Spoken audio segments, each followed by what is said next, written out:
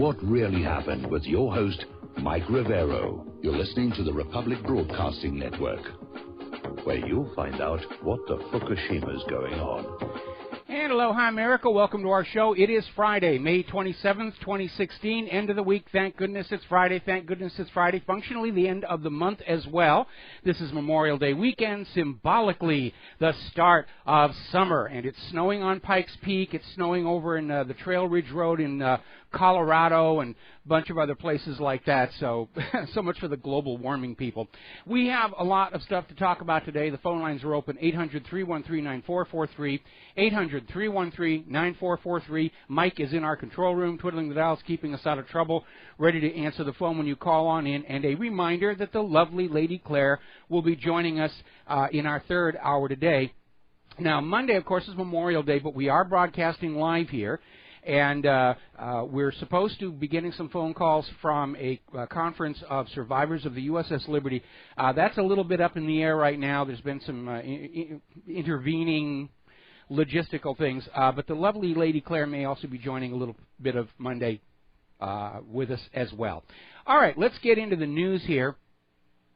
Now, everybody is just in an absolute panic. Donald Trump is nudging the history of the Clintons into the forefront. He's making it all current affairs. And the media and the Democrats and the Hillary campaign, they're in full-on panic mode. The entire net is literally crawling with all these defenders of Hillary who are out there screaming, tinfoil, tinfoil, tinfoil, you're a nut, you're a nut, you're a nut, you're a nut. Okay, how about the fact, well, the Foster case. The gun was wiped clean of fingerprints. Who did that? I don't care. It was a suicide. The government says it's a suicide, and that's all I really need to know. I mean, they're actually very obvious because of the way they absolutely will not look at the facts. All they do is shout insults. You're a nut. You're a kook. You're tinfoil hat wearing wing nut. And the government said it was a suicide, and that's good enough for me. These people are all a dictator's wet dream when you come right down to it. And this is a government whose word about anything is worthless. The word of the United States federal government is worth doo-doo. Not even that. I just insulted the doo-doo. They lied to us about Saddam's nukes, lied to us about torpedoes in the Gulf of Tonkin, lied to us about weapons on Lusitania. Do I have to go down that entire list of hundreds and hundreds of items yet again? Whatever the U.S. government says has to be prudently examined to see if it's actually connected with the real world. And so everybody is in a panic. Now, the latest ammunition they have brought out is Vincent Foster's sister, Sheila, who is a former Department of Justice employee. She's married to a Democrat bigwig, party boss, former member of the House of Representatives.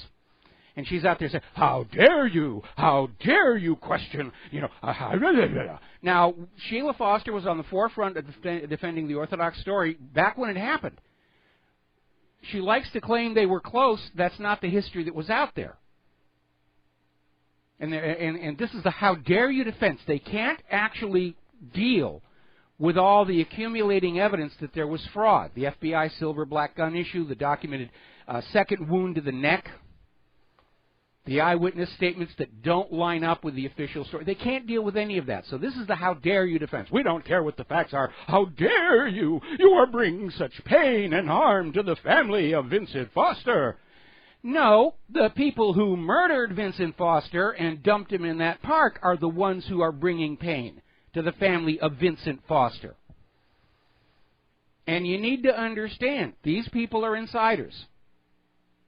Maybe she's afraid that she's going to be declared to be very depressed and she's going to be found in Fort Marcy Park. We're not even sure that she actually wrote this op-ed that appeared in the Washington Post. But they are insiders, and when you're an insider, you work with the system, even if it means turning your back on your own family. Remember, Robert Kennedy knew that his brother had been assassinated, but he didn't do anything about it until he felt he could get the White House, and that was probably one of the major reasons he was shot off shot in that pantry out in California. You have to play these things very carefully. You had members of the Kennedy family who just stood there quietly when John F. Kennedy Jr. was brought down out of the sky under highly suspicious circumstances. He was on the verge of announcing he was going to run for that same Senate seat Hillary Clinton eventually won in New York. And the Kennedys just sat back and said, we're not going to say anything about this. Yes, he was a family member and everything, but, you know, we don't want to have our airplanes fall out of the sky. Now, me personally, if my brother had died under these circumstances with clear indications that it was not suicide, there is no bribe, there is no threat that would get me to help the murderers keep their crime hidden. But then, I'm not in politics, and I've not had to sell my soul for those positions. Now, Trump is out there basically saying that he agrees with many of us here in the independent media. This global warming hoax is nonsense, and it's time to bring it to an end. We know that insiders into that whole agenda have admitted this isn't about the environment. It's not even about warming and cooling. It's about redistribution of the world's wealth. The fascist rulers want a socialist proletariat. That's what they want. Basically, they're bringing back the Soviet Union, which had the vast population all held equal underneath one of the most powerful and wealthy ruling classes in all of history. And that's what they're trying to do to the entire planet. So Trump is basically out there saying, this is kind of nonsense. Now, Marco Rubio has formally released all of his delegates. He's joining Trump's team. Maybe he's angling for that vice presidential slot. No word on whether Rubio's delegates are going to follow their boss or if they're going to become chips in a game to try and derail Trump's quest for the nomination at the convention. But it is a dynamic change. Now, the other day, there was a little bit of a upset where Glenn Beck, on his show, was talking about some patriot removing Donald Trump from the White House, and it caused a huge, huge stink. And Glenn Beck and the person on the show, his guest, Brad Thor, are backpedaling and saying they were misunderstood over the comments they made. They weren't trying to encourage somebody to assassinate Donald Trump. It was just a hypothetical what if and blah, blah, blah, blah, blah. But what we're seeing with all of this talk about assassinations and shootings, they're trying to sort of get America used to the idea. So should it happen, we won't get all shocked and upset and say, we must get to the bottom of this. It's just going to be part of the background noise, as it were. Out in California, Bernie Sanders has pulled equal with Hillary Clinton. Now, we have not seen any reasonably accurate, comprehensive polls since the Inspector General's report came out of the State Department. I'm waiting to see what those numbers are going to be. But right now, the polls in California show Sanders and Clinton neck and neck. Apparently, the review over in Kentucky that Sanders asked for is already finding irregularities, and I'm sure they were all honest mistakes. But the reason Sanders asked for this, when the count for the vote in Kentucky got down to something like 99.9% precincts reporting, and Sanders was ahead by 2,000. And then all of a sudden, out of the blue, a huge surge of electronic votes came in for Hillary Clinton, put her ahead by 2,000. Frankly, it looks suspicious. It is suspicious, and that's why Sanders asked for the evaluation, and already they're finding issues and problems. This is a crooked election here. If it wasn't for the fraud, if it wasn't for the superdelegates, this would be a race. And Sanders could very well be in the lead. He keeps winning state after state after state, and then the Democratic Party finds some loophole or rationale where they can say, well, Sanders won the popular vote, but really we have to give the delegates to Hillary Clinton because she can blackmail all of us and destroy our careers with her secret files and so forth and so on. Secret files, very common thing in Washington, D.C. That's how J. Edgar Hoover wound up being FBI director for life. He had the goods on everybody. He wasn't looking for criminals. He wasn't looking for foreign spies. He was peeking into the private lives of all the top politicians, and he had the goods on them, and he used them. And by the way, when Hoover died, those files disappeared. Nobody knows where they went. But my guess is they've probably colored American politics for maybe a decade or so after he was being gone. So let's talk about what's going on with Hillary's email server and the Inspector General report out of the State Department. Hillary's defenders and the corporate media that are still on Hillary's side, and by the way, that's now a shrinking percentage, they're still out there saying, this was just a security check, it's nothing, it's no big deal. Really, what's with you people, you know? And the reality is when you go in and you actually read that report, it's serious, serious stuff. It's underscoring the fact that Hillary has been lying about this whole system all along. And now we have public interest lawyers coming on out and saying that the conclusions of this Inspector General audit justify the FBI moving forward towards an indictment of Hillary Clinton. They've got her on actual crimes in this report. There is no reason not to prosecute and put this lady in jail, other than that she is probably blackmailing everybody in the government to try and make herself president. Now, one of the very revealing things that came on out, and nobody in the corporate media is talking about this, Hillary Clinton supposedly turned over all her work-related emails to the State Department to be released to the public. But apparently this audit by the Inspector General at the State Department found at least 3 emails that had never been seen before. They're not even saying where they got them from. But they should have been turned over. They weren't. One of them includes Hillary Clinton's own explanation of why she wanted the emails kept private.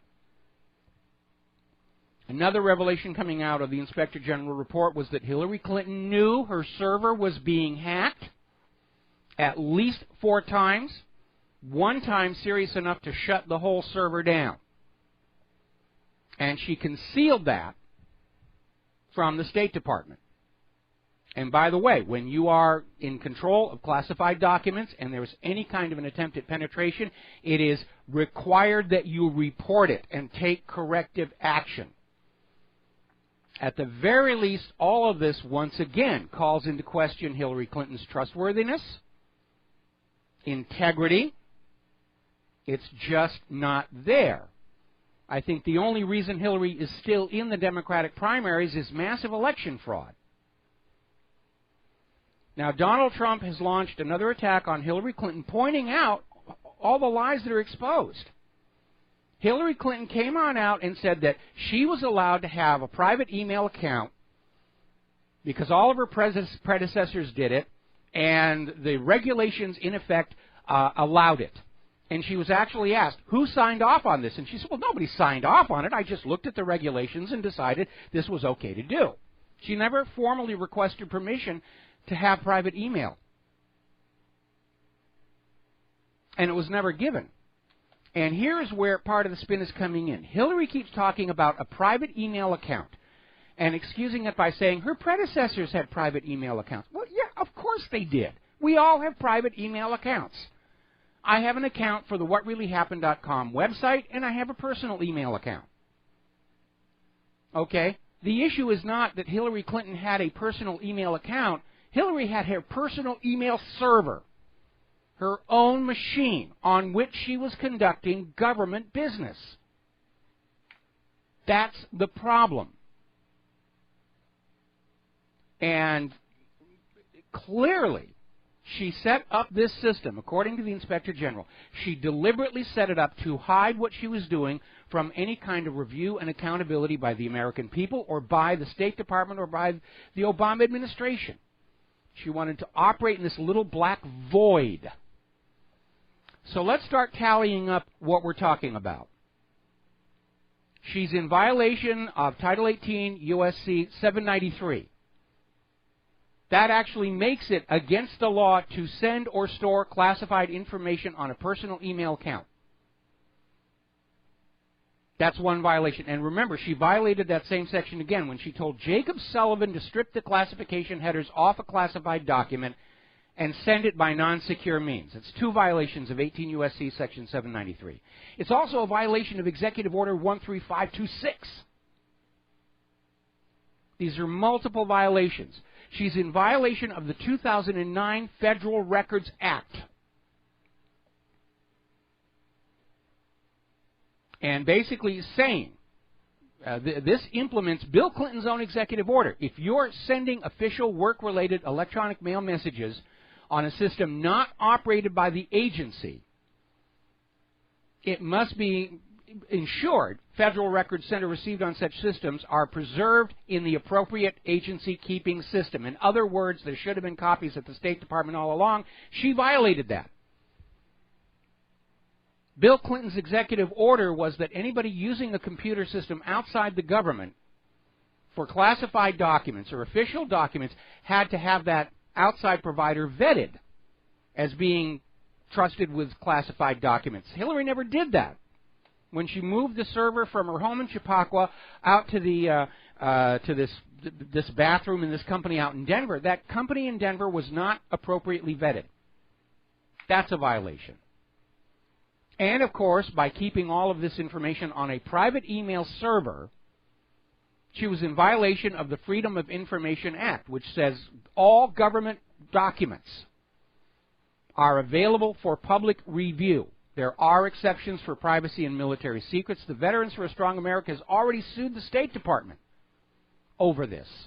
These are multiple violations. And remember, under Title 18, if you have committed any of these crimes, you are forbidden to hold public office, such as, well, for example, the presidency. And it is infuriating and occasionally amusing to see Hillary's defenders still out there saying, it's no big deal. What's with you people? Everybody does it. It's okay that Hillary was selling out the country and exposing us to foreign spies. We have to have a woman president. That's all that counts. We have to have a woman president. I don't care how many people have to die. I don't care if the nation's destroyed. We will have a woman president. Hillary's entire campaign is being run as a personality cult. You know, Jim Jones, Kool-Aid, that kind of thing. And that's a dangerous, dangerous psychology to have inside our White House. State Department is saying that Hillary broke all these rules. She created significant security risks. They're starting to edge closer and closer to my personal theory about Hillary and her personal email server. Had weaker security than Ashley Madison. And I'm going to go on asking this question because nobody in the corporate media wants to touch it. Nobody in government wants to touch. They want to pretend this isn't even a possibility. Was Hillary Clinton repeating the 1996 Chinagate scandal? Were U.S. government secrets being sent to foreign governments through that weak email server with payments collected and laundered through the charitable foundation? That is really what we need to be looking at. Remember Watergate, follow the money? That's what we need to be doing. Following the money. The system was absolutely set up. There is no guarantee that she wasn't using it to do just that. And under the same logic that the gun grabbers have, if you have a gun, assume you're capable of the crime, well, we should apply that to Hillary and her weak email server and her charitable foundation. She has everything she needs to have sold out and betrayed the United States of America. Let us proceed on the assumption that she did that. Judge Napolitano's out there saying there is already ample evidence to indict the Clintons or indict Hillary Clinton. Why is it not happening? Hillary's got the blackmail goods on everybody. I mean, ever since Trump brought up Vincent Foster, the FBI online shills and informants are already out there in full, oh, it was a suicide, it was a suicide, really, it was a suicide. So Hillary Clinton has got the FBI by the short and curlies. Because she can turn around and say, look, if I go down, I'm going to tell everybody that the FBI was in on the murder of the White House Deputy Counsel, covered up for it, that you're not the sweet bunch of guys TV and movies make you out to be, that you're just a modern American version of the Gestapo. And she can do it. And that's why I am not expecting the FBI to do the right thing. We've got to take a break for commercials, and we'll be right back after these few words. And aloha, America. Welcome back to the show here. We're going to grab a couple of phone calls. Tom in Florida. Aloha. Welcome to the show. What's on your mind? Tom, are you there? Okay, going once, going twice. Okay, let's switch over to Andrew in New York. Andrew, are you there? Okay, I'm not... Can you hear me? Is this Andrew? Yes. Okay, Andrew, good. What's on your mind today? I want to ask you about the atomic bomb dropping. Yeah, what about it? Like, was a bad thing. My question is, the arguments they've been saying is, like, well, we need it to drop because they're saying, like, oh, Japan would have, like, fought to the end.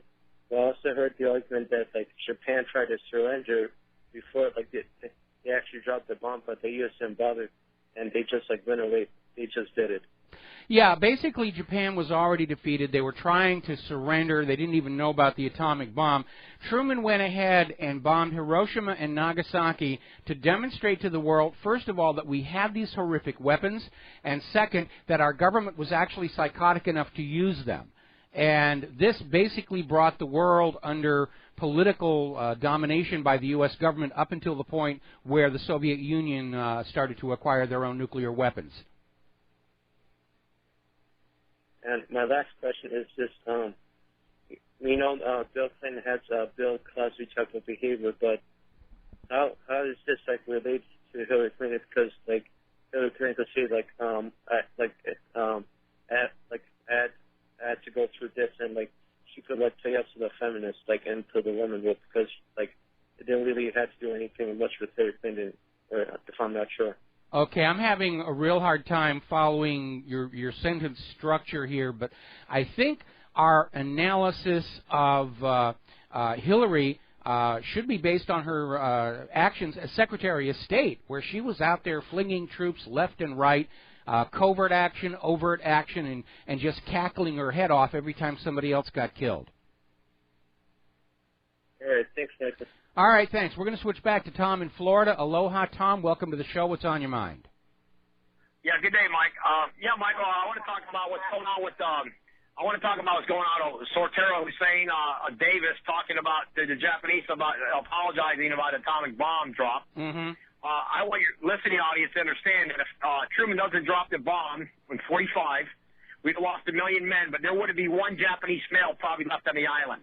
Because my father was in World War II, so was my uncle. My grandfather was World War I, and he was fighting his own people.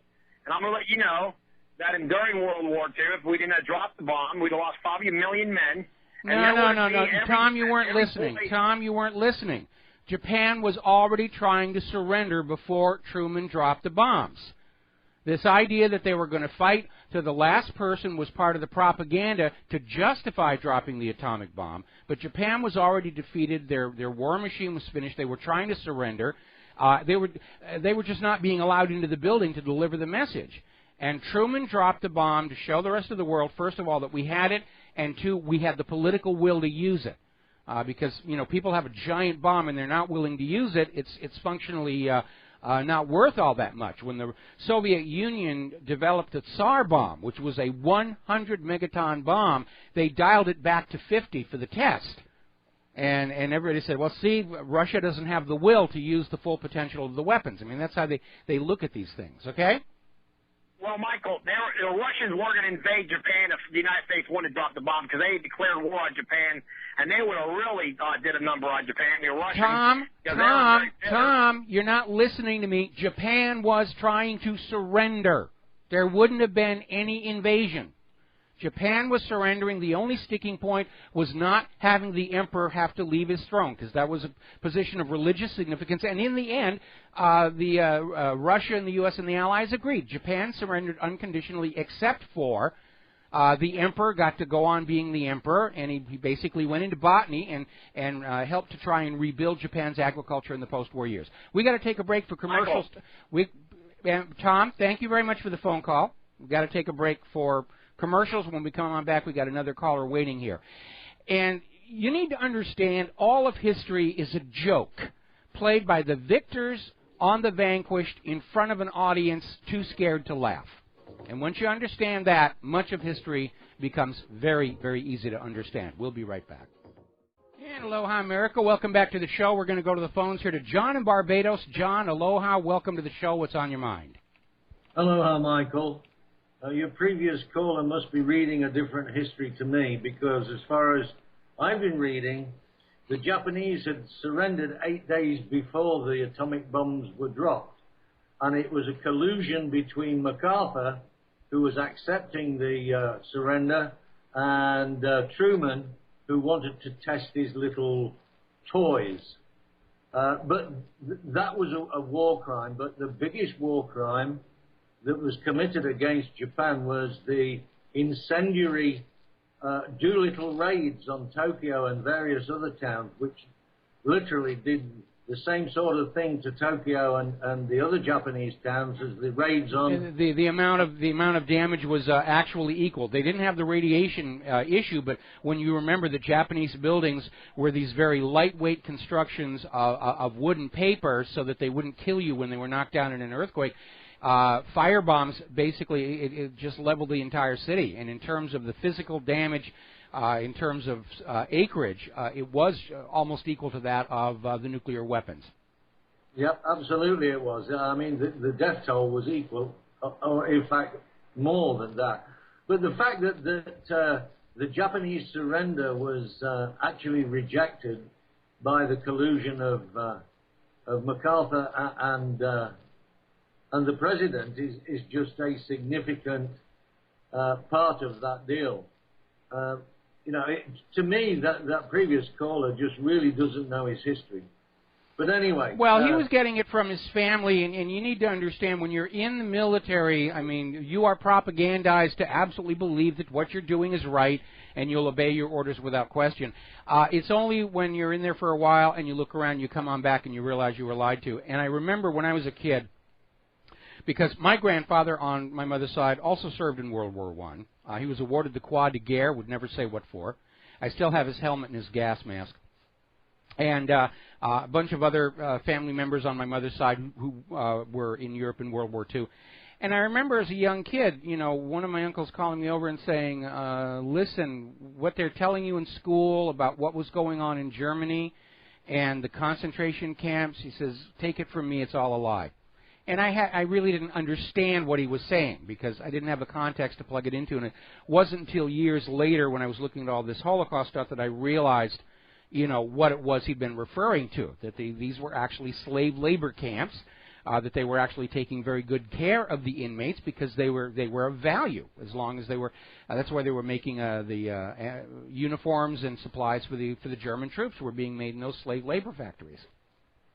Well, apart from that, the actual production facilities at the side of Auschwitz-Birkenau were producing artificial rubbers to make aircraft tires and, you know, other items of value for the war effort for Germany. Yeah, because of the various naval blockades, Germany had trouble getting hold of ample petroleum supplies, rubber, which was definitely something that they needed. And it really did spur the development of synthetic rubbers, which, of course, after the war was over, everybody said, hey, this is great. We can use this for tires and stuff. So there was a huge amount of looting going on in terms of technology, not just the rockets, not just Operation Paperclip with von Braun and the rocket scientists. Ampec basically got the rights to audio recording machines. Originally, they were done with wire, then they went to tape. It had originally been developed in Nazi Germany. It was simply grabbed as a war prize. Yep, a lot of looting went on apart from the terrible treatment of the German citizens who were traumatized from these. Well, they call them 1,000 bomber raids, but actually 3,000 machines were involved in each raid. Yes. You know, they did a raid in the early evening. Then another raid just after midnight, and then in the morning, when the rescuers were out, the American Air Force went and bombed the rescuers. Yeah, it's like they're doing today with the double taps. I mean, you know, the U.S. forces have been doing that. They'll drone strike somebody, wait till the first responders show up, and then come back around and hit it again. And it is a war crime, and, you know, that's what's going on. Anyway, listen, John. Wait, just before you go, Michael. Real quick. Quickly, I expected you to jump off your seat and be hovering a foot above it when you were getting very frustrated and angry with Hillary. Well, you know, we've got a long way to go to November, and It's going to be an interesting election year. I'm still very, very worried. There's going to be an assassination attempt on Donald Trump. Bernie could actually pull off a surprise upset in California, and things could get really, really interesting. But again, my political philosophy for this election is anything but Hillary. If we get to November and on the ballot is Hillary Clinton and Godzilla, the lizard is going to get my vote. Well, the thing is, she's lied so often. Yes. I mean, Donald has got so much information and videotapes of all the lies. I can't see this woman going very far at all. Yeah, but it's amazing. I mean, look at the situation with the Vince Foster murder. I mean, look at the resources they are throwing into this. The whole corporate media is out there saying, how dare you even suggest that it wasn't a suicide? And they have legions and legions of these paid online shills coming on out there and saying, how dare you imply that this is not a suicide? And they're all reading from the same script. It's very obvious they're reading from the same script. When you try and ask them about any of the factual inconsistencies in the suicide claim, they run away real quick and say, how dare you? How dare you? You're a kook. You're a nut. You're a wing nut. And, they won't actually answer any of the serious questions like, why were there no fingerprints on the dark blued steel gun found with the body? Why did the FBI show Lisa Foster a silver-colored gun and then try and claim that that represented an identification of the gun?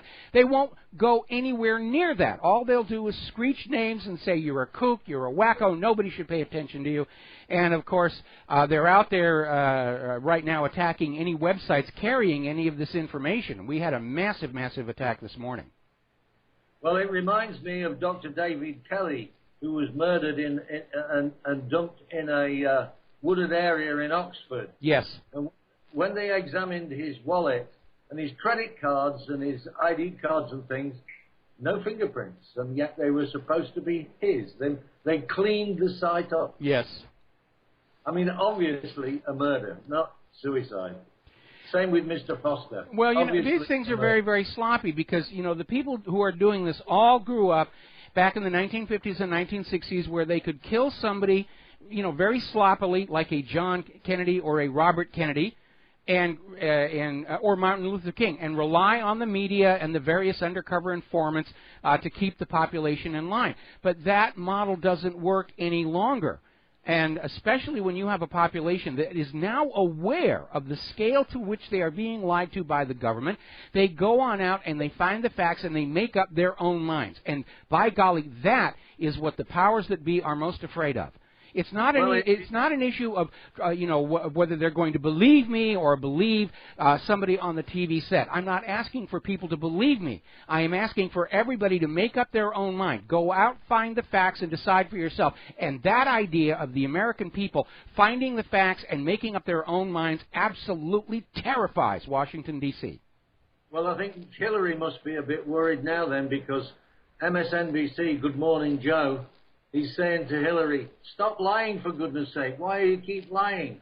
So the corporate media is even now... Yeah, the corporate media is starting to bail on her, and she's damaged goods. And I think a lot of people are thinking they want to start distancing away from her because when she goes down, it's going to be a spectacular fall.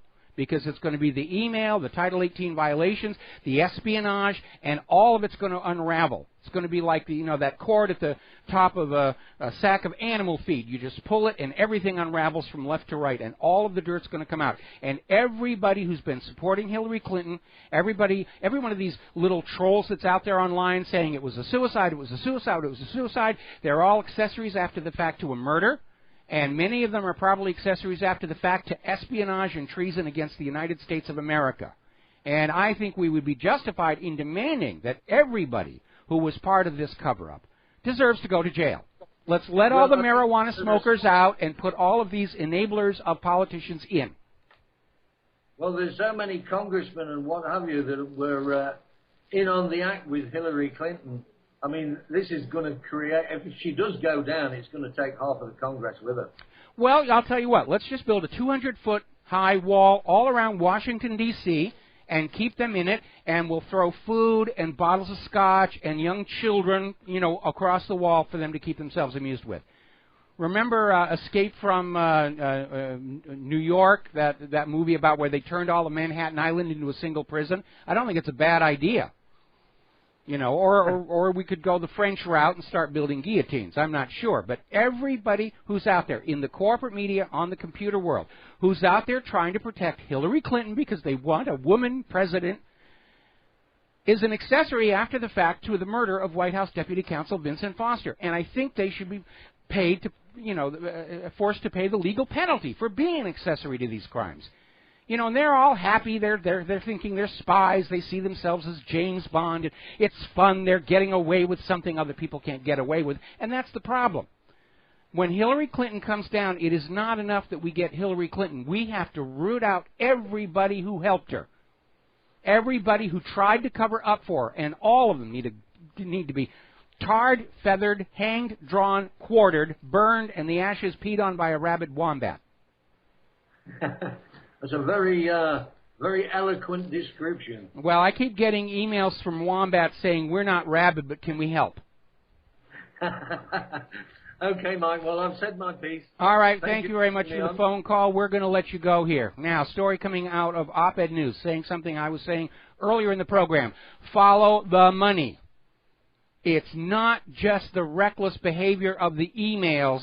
It's the links between those emails, where they went off that server that they weren't supposed to, and the money pouring in to the Bill and Hillary Clinton Foundation. We're finally starting to see some sort of grudging acknowledgement that there may be a linkage there. Like I said, let's use the gun grabber's logic. The gun grabber's logic is if you have a gun, then you are potentially a criminal and we should treat you like one. Okay. Let's turn that logic on Hillary Clinton. She has the perfect system to betray the United States of America. U.S. government secrets on a private server with weaker security than Ashley Madison and a charitable foundation already set up to collect and launder the payments. She has the capability. Using the gun grabber's logic on her, we should treat her like she's already committed the crime. Now, story coming out of Oraz.com, the die-hard Bernie Sanders backers are hoping the FBI will be the answer to their prayers. We don't understand why she's not already been arrested. The FBI will not do a thing. Hillary Clinton can blackmail the FBI. They're still protecting the Clintons over Vince Foster. And Hillary can blackmail them with that. That's the payback. When you do that kind of a favor for somebody who's in power, you are trapped forever. It never goes away. Yes, you did me the favor of protecting us during the Vince Foster murder, but if you don't protect us now, we'll tell the whole world you did it. The FBI is not going to do a thing. And even if they were to make noises about crimes, we already know that Attorney General Loretta Lynch is saying that she doesn't think treason and betrayal of the United States is worth prosecuting, but by golly, we're going to get those global warming deniers. Some of the senators are trying to calm her down on that last one because how ridiculous it looks. Global warming deniers get prosecuted, potential spies? No, I don't think so. My nickel is wagered on Judicial Watch to come up with something that is going to take Hillary down. And I guess Hillary's campaign is very concerned about that, because Hillary Clinton's campaign has gone to the judge in the Judicial Watch case and succeeded in getting all the video testimony that is about to take place under oath placed under seal. It will not be made public absent the judge's permission. So already they're moving to contain and cover up what's coming up over there. Now, Hillary Clinton is out there saying the email scandal won't affect the presidential campaign. She's going to stay in it. She's already out there deciding that 300 million Americans don't care. And I think she may be horribly wrong on that. I'm sure she's out there with the hypnotic eye. You will forget the emails. You will forget the emails. Not going to work here. As John in Barbados was saying, some segments of the corporate media are starting to turn on her. Story coming out of the Daily Mail. Mika lays waste to Hillary. She is straight out lying. Here's a direct quote. Here are the things that over time we remember here. Her personally, repeatedly, it was allowed, her saying repeatedly it was allowed, a private server set up in her home by an IT guy who was given immunity, and his emails are now missing. And she even joked when she asked, did you wipe the server? She joked about it being with a cloth. I really don't want to be the one delivering this, but I've got to tell you, this is really hard to believe. It feels like she's lying straight out. Mika, it feels that way because, yes, she is lying straight out. How do you know Hillary Clinton is lying? Her mouth moves and words emerge. And yes, over on MSNBC in the Morning Joe show, stop lying, stop digging. The media is turning on her. If she doesn't have the media, it is all over. Even Wolf Blitzer on CNN is starting to ask her hardball questions. Now, Hillary is now dodging. She refused to answer a question about whether the State Department Inspector General report is accurate. She still will not admit she broke any rules. Her only excuse right now is everybody does it, everybody does it, everybody does it. Her new excuse, the reason she got her own private email server is there were technical problems with the State Department system, and you know, I just didn't want to deal with that. I mean, when you look at the technical issues of her own private server, that doesn't make any sense whatsoever. But that's her new excuse. And here's another one coming out from Hillary's supporters. They're trying to frame this as a leak. Oh, it's so embarrassing for Hillary Clinton. It's really embarrassing. The reason for all of this is Hillary Clinton doesn't really know how to use a computer.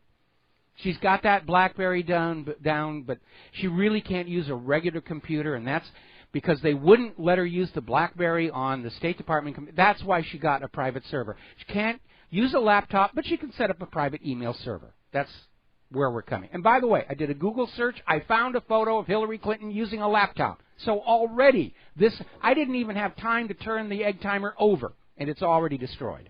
We'll be right back. Aloha, America. Welcome back to the show here. So why are they coming out with this nonsense about how Hillary Clinton doesn't know how to use a computer? Well, this is the beginning of she's just stupid, not criminal defense. And what they're getting ready to do, as more and more of this damaging information comes on out, Hillary's supporters are going to say, look, she's clueless. She's an idiot. She doesn't know anything about computers. She's got her BlackBerry and that's it, which we already know is a lie. She's been photographed with an iPad and an iPhone and the BlackBerry and the rest of it. And I just found a photo of her working with a regular laptop. So it's all a lie. But they're going to come out and say, Hillary didn't really commit any crimes and she's not selling secrets to other countries. It may look like that, really. But it's all just a series of completely honest and benign mistakes because she's a complete idiot and doesn't know what she's doing. That's what they're getting ready to do. The innocence by ignorance defense. Okay, let's stipulate Hillary is clueless about computers. Do we want somebody that stupid in the Oval Office? We've already had too many of those. But that's what they're getting ready to do. Now, somebody wrote in a letter and asked a question. We've answered it before, but I'm going to address it. If Hillary has something on everyone and threatening them, blackmailing them, why don't they just assassinate her? It's a good question. And there is in hardball politics what is called a dead man's switch. It's named after a foot pedal that is in the cab of subway trains, the ones that were still being driven by people before the computers came along. And the idea was when you were driving the train, you would have a foot on the pedal. If you suffered a stroke or a heart attack and you fell over, the pedal would come up, the train would stop. Hence the name, a dead man's switch. Well, in the political sense, a dead man's switch says that you have copies of all of the information that you are able to blackmail your friends and enemies with. And you have multiple copies placed with trusted sources or some kind of automated system where if anything happens to you, all of this information is automatically dumped into the public. So that whoever it is you're blackmailing doesn't dare touch you. That's just going to make the problem worse. Vincent Foster's mistake was that his dead man switch was inside his White House office safe. And there was a technical crew, expert at safe cracking, that was signed in to the White House by the Secret Service detail when Foster's body was still out there in Fort Marcy Park. little bit of a tiny embarrassment to Hillary's campaign. Not a major one, but it's still getting a lot of attention. Apparently, Hillary is now mounting a campaign, "Are you man enough to vote for a woman?" To which my answer would be, yeah, just not that particular woman.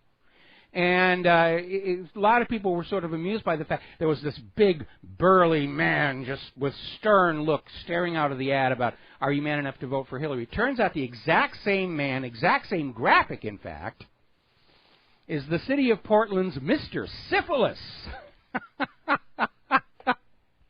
You know, in their campaign to try and get sexually transmitted diseases under control. And again, it's minor. You know, it's certainly nowhere the level of the other campaign figure who turned out to be a porn star, but it's still kind of amusing. All righty, we're going to take a break for our top of the hour station identification. We're going to be back with hour number 2 after these few words. Hello, hi, America. Welcome back to our show. Hour number 2. The phone lines are open, 800-313-9443. And turning away from the circus that is American politics and to the war zones, apparently it has now been documented on video. U.S. Special Forces are on the front lines in Syria, in the Kurdish regions, fighting alongside the Kurds to grab the city of Raqqa. What's going on here now is the U.S. has to be seen fighting ISIS and Al-Qaeda.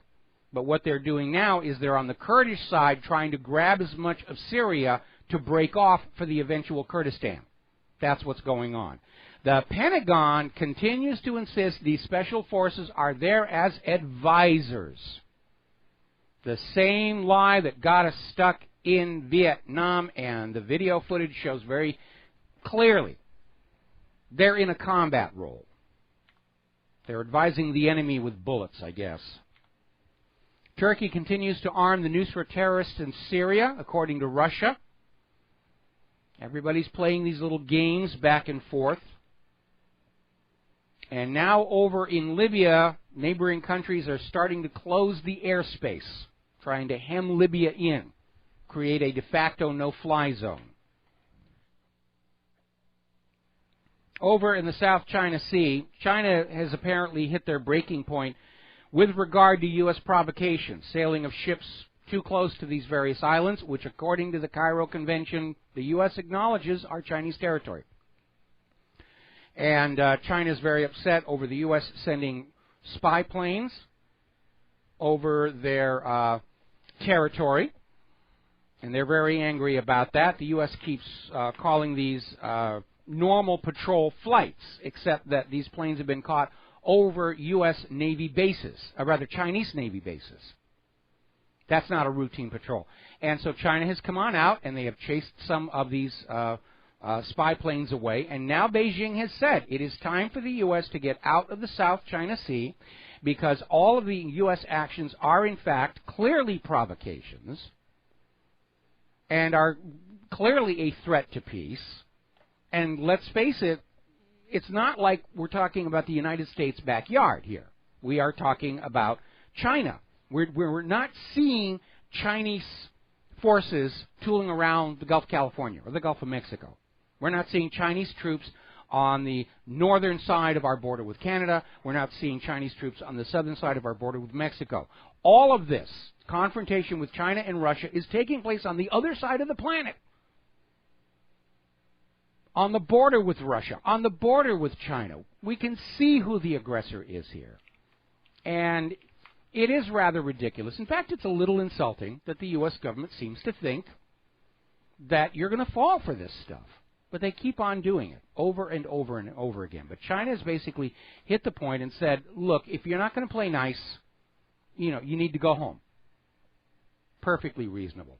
Now, the Netherlands is starting to sound like a really good place to live. They actually have freedom of speech up there, something we used to have here in the United States of America.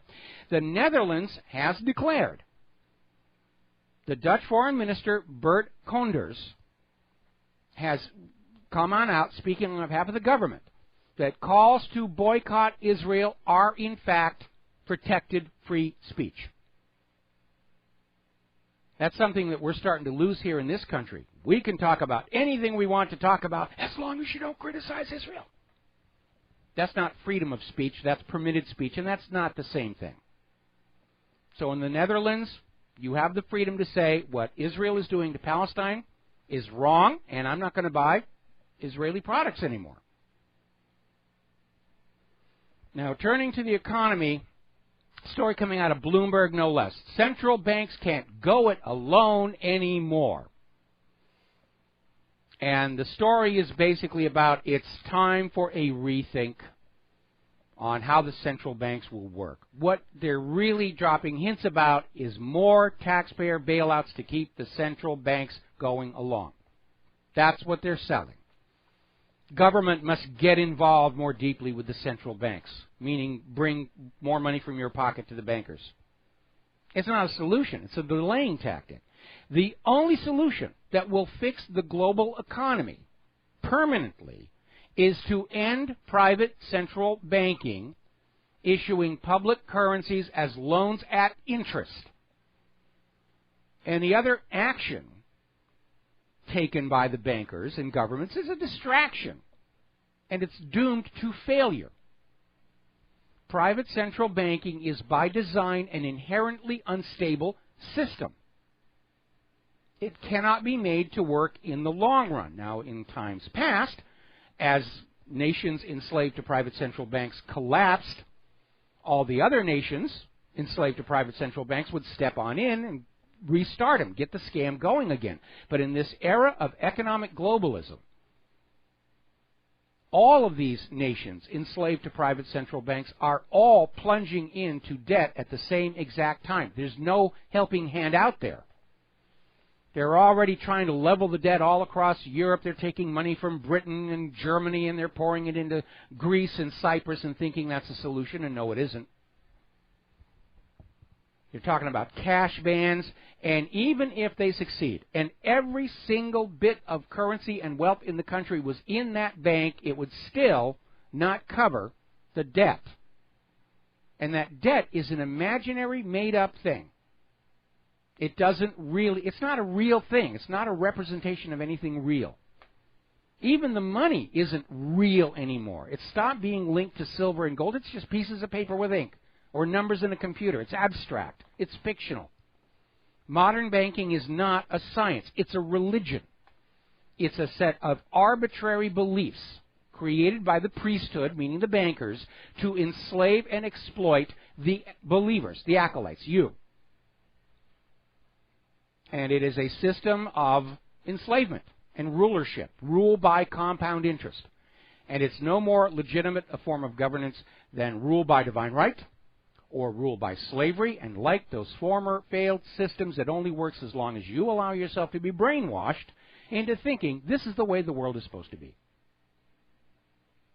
Now, down in Venezuela, which is a red warning for where so many other countries on earth are about to happen, looting, rioting, Venezuelans eating garbage.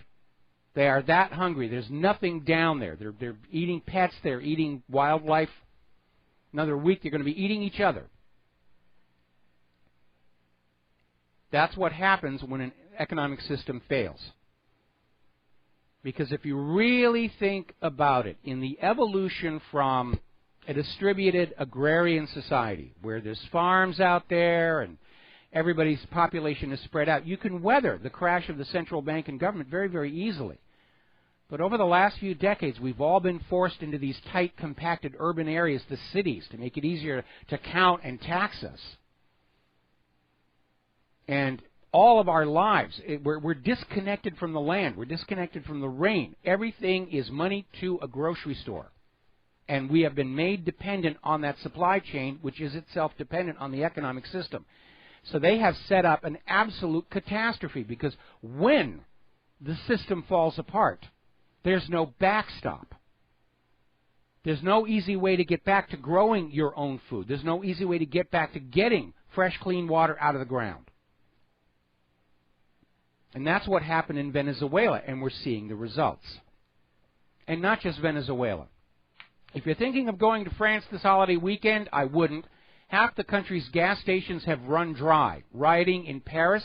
Human traffickers are apparently literally at war in Calais, trying to get more of these Muslim migrants across the channel into England. It's really spinning out of control. Even more alarming, under the guise of the so-called state of emergency, riot police in France are targeting journalists. If they see you with a press on your shirt, if you're carrying a camera or anything, the police make a point of harassing you. They don't want media coverage of what's going on because of how badly they've botched this push for austerity. All right, let's grab some phone calls here. Al in Canada, aloha, welcome to the show. What's on your mind? Hi, Mike. How are you? Hanging in there. Ready for the holiday weekend. Oh, it was fantastical. Yours is going to be nice, I would imagine. Yes, we're looking forward to it. Claire and I are getting on out of here, and we're already in holiday weekend mode as soon as this radio show's over. Beautiful. So you were just mentioning, of course, one of my favorite topics, which is money or the lack thereof. Yes. And, I know up here in Canada, the interest being paid to the Bank of Canada bonds, Canada savings bonds, whatever, is, around $1.5 trillion. I'm curious, do you have any idea what the interest that the federal government has paid on bonds in the 100-year Federal Reserve history of your country would be? No, we don't know. That's why so many people want to have a full audit. And the Federal Reserve refuses it. The Federal Reserve has literally come on out and said, if you try and audit us, we will crash the economy. That's how arrogant they have become in their power. Up in Canada, that Comer lawsuit is an example of just how powerful and greedy the bankers are, because the Canadian Central Bank is technically owned by the Canadian people. It's still privately run, but it's collectively owned by the Canadian people. And as part of their charter, they are supposed to provide interest-free loans for Canadian infrastructure development. But starting back in the 1970s, the Canadian government started borrowing money for infrastructure from bankers at interest and stuck the Canadian people for those interest payments. Money from their pocket into the pockets of the bankers when they could have gotten the interest-free loans from the Central Bank of Canada. And this led to this Comer lawsuit. The government of Canada absolutely banned the media in Canada from dealing with it. In fact, they actually put up filters. People in Canada couldn't reach my website when we were covering stories about this. Basically, the government of Canada put the screws to the Canadian people for the benefit of the bankers, just like our government did 3 times in our history, culminating with the third bank of the United States, otherwise known as the Federal Reserve. Yeah, and rewriting the $20 bill, too, in the future history of your country. Well, I'm not as concerned about that. I really don't. It's just another, It's a distraction. I don't care who's on the currency. I care whether it's holding its value or not. Yeah, and like in Central America, you were talking about, what's going on down there. The only problem they have is they don't have consideration between two people to do business. That's the only thing. Something in exchange for something else. Well, they between have all the resources, they have all the food they need. It's just, I'm not sure that that's entirely accurate. They could be devolving to a barter system to keep it going. The problem is that all of the food storage is centralized and is dependent on rail and trucks, and that's why it can't get from where the food is being stored to where it's needed. It's just going to sit there in the warehouses and rot. And that is the real danger of an over-centralized society. And we've got exactly the same problem here. There's very little food that's being grown anywhere near your home. When you go to the supermarket, you're getting something that was grown 2 or 3 time zones away, flown to a warehouse in another part of the country, sits there for a week, gets packaged and sprayed with preservatives, put on a container, and sent to your market. And because it's all locked up in that supply chain, when that supply chain fails, you don't have a backup to go to, unless you're a prepper and you've already got your garden growing, and you should be, by the way. That's the problem. Again, back in the 1930s, when the economy fell apart, most people were still living in rural areas. People still had family farms. When I was a kid, we had family farms. And a root cellar. And we had a root cellar. We had livestock. We had chickens. We had and the rest of it. When the banks failed in the 1930s, it was a hardship, but people still had food, and they had their living arrangements for the most part, you know, unless they got trapped by a mortgage. In our current society, where, you know, we can't even get safe drinking water out of the tap, when that supply chain falls apart, there's going to be a lot more hardship and suffering and death than there was in the 1930s, because we don't have that family farm to go back to. We don't have that natural source of water. We don't have the pigs and chickens and cows out there on the back 40 that we can live on. It's just all going to be gone at the supermarket level, and we're going to see here in the United States what we're seeing in Venezuela. Yeah, and on top of that, you get all these people from the big cities flocking to the rural areas in the country looking for these things. It could end up in chaos. I mean, just total and utter chaos.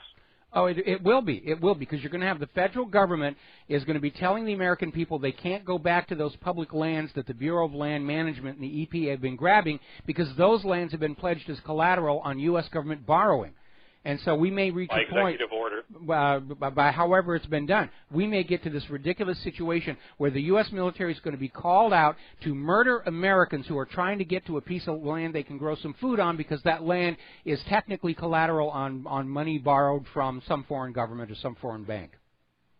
Yeah, it's crazy, Mike. It is. I hope you have a really, really good weekend. All right, well, thank you very much. Same to you. We're going to switch over to Peter in Arizona.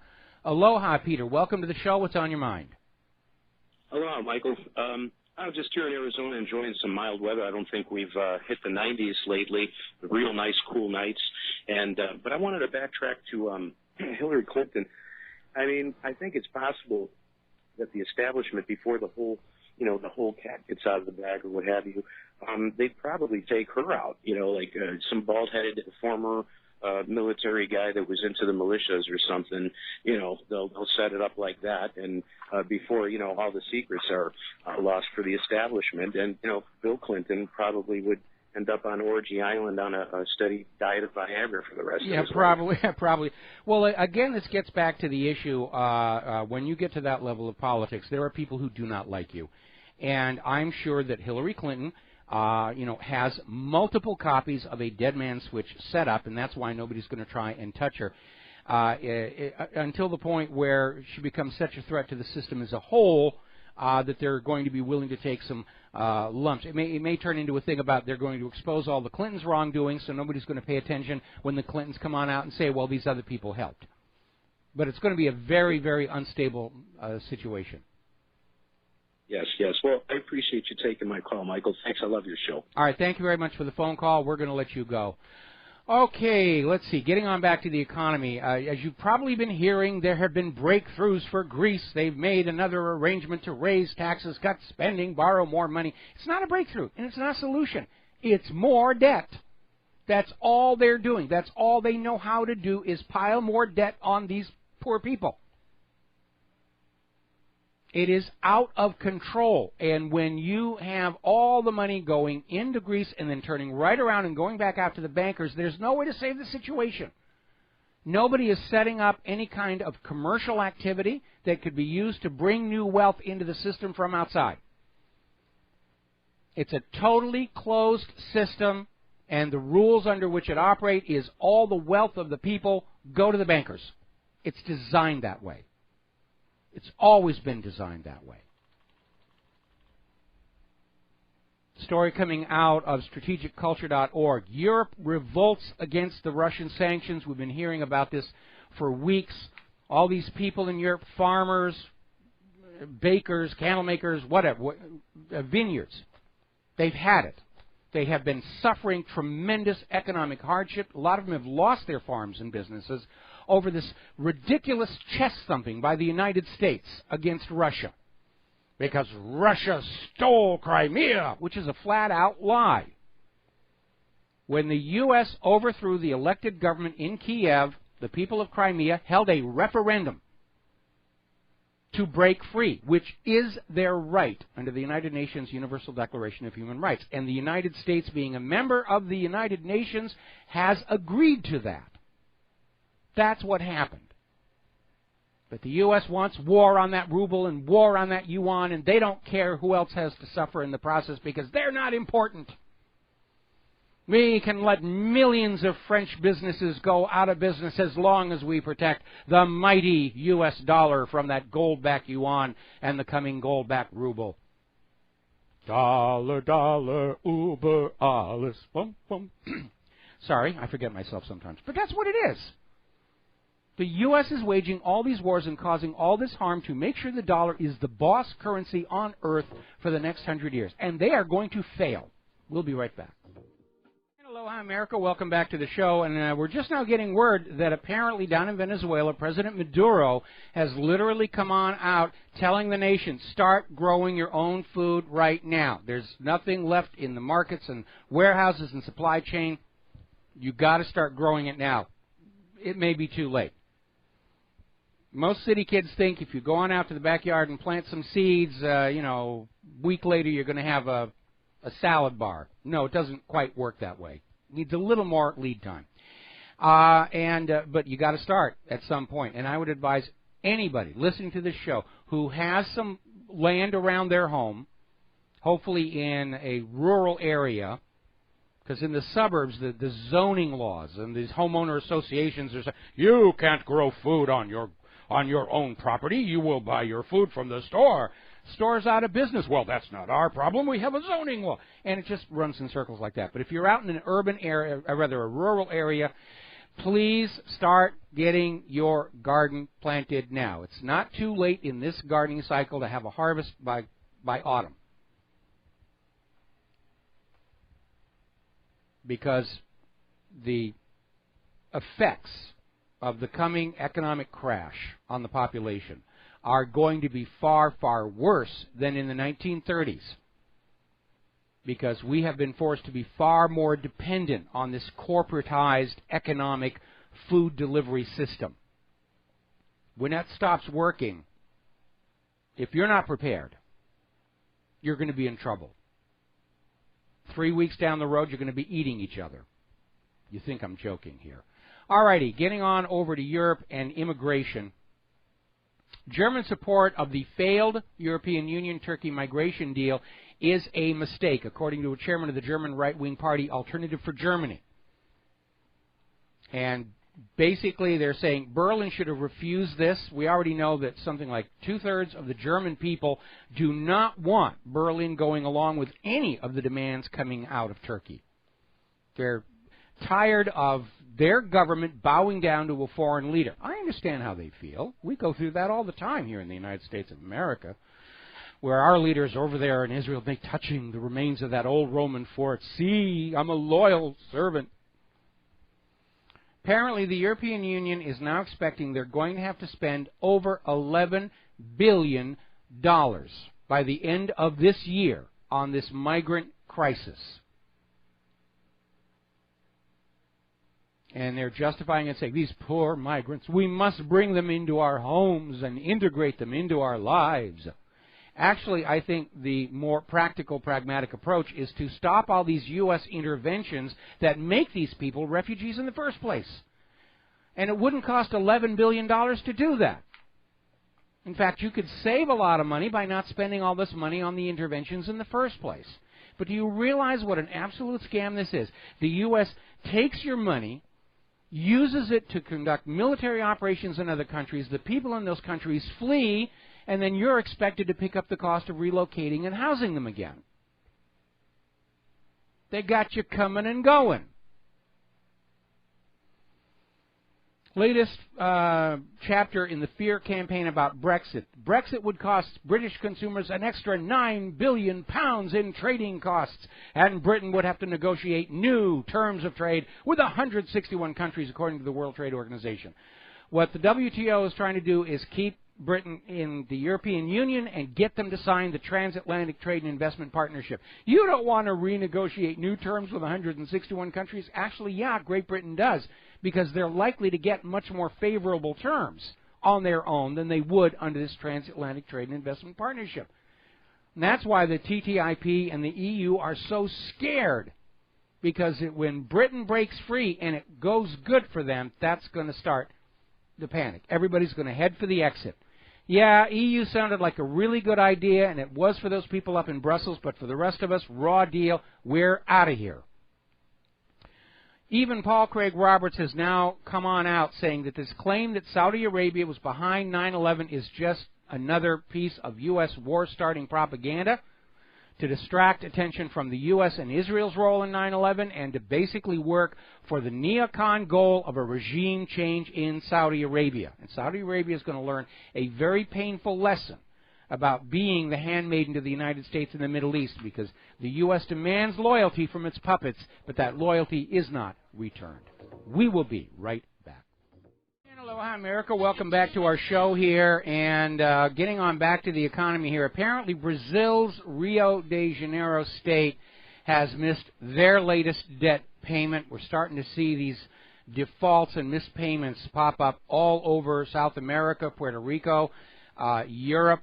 They are struggling very, very hard to come up with some kind of a euphemism where this does not qualify as a default that would trigger the credit default swaps. And here is where a lot of people got scammed on these credit default swaps, because there is a committee that meets that decides when a default event has occurred in which the credit default swaps will be required to pay off. This committee is made up of representatives of the companies selling the credit default swaps.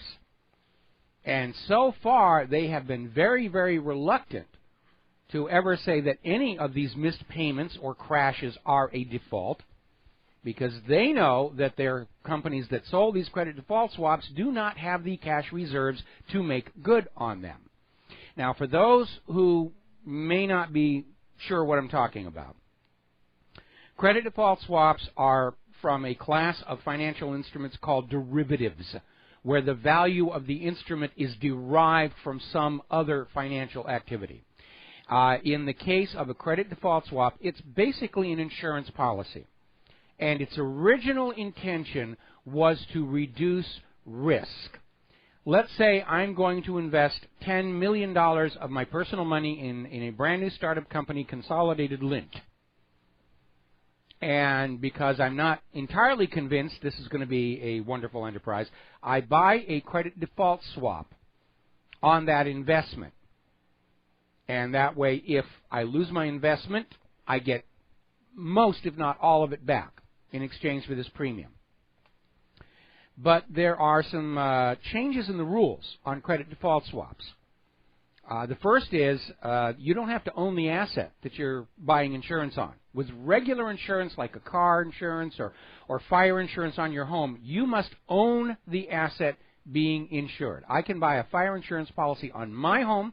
I cannot buy a fire insurance policy on my neighbor's home. Obviously, that would give me a motive to run over there in the middle of the night with a can of gas and a road flare. Now, regular insurance companies, whether it's fire, theft, life insurance, car insurance, whatever, are required by law to keep on hand cash reserves sufficient to meet a reasonably expected number of claims coming on in, which makes perfect amounts of sense. Derivatives are unregulated. They don't have these rules. I can buy a derivative on my investment in a company. I can buy a derivative on somebody else's investment in some other company. Goldman Sachs' big, huge scandal was helping California sell California bonds and selling credit default swaps against them, betting that the bonds were going to fail. And unlike regular insurance companies, companies that sell credit default swaps are not required to keep cash reserves on hand. They sell the swaps, they take the money, they write themselves bonuses, they go home happy. That's what happened to AIG back in 2008. When all these mortgage-backed bundles started to collapse and people had bought credit default swaps on them, and they banged on the door of AIG and said, "Where's our money on the payout?" And AIG said, "We don't have the money. We didn't think this was ever going to happen." And it all fell apart. So the current situation is nobody's really sure how great the global exposure is on credit default swaps. It's not something anybody wants to talk about, because the estimates are running into the quadrillions of dollars, literally more than the entire planet is worth. And obviously, nobody can make good on all those credit default swaps. So now the problem is how to get out of that mess. And the first way you get out of that mess is you basically take control of the committee that decides when a credit event has happened and simply say, nope, it's not a credit event. It's a delayed, prolonged repayment program or some other euphemism. And the net effect of this, of course, is that people are going to stop buying credit default swaps when they realize all they're buying for all that money is a pretty piece of paper and an eventual story about why that paper isn't worth anything. But nobody's thinking long term. They're all thinking right now, getting to the next fiscal quarter, getting to the next stockholder meetings, getting to the next election. That's it.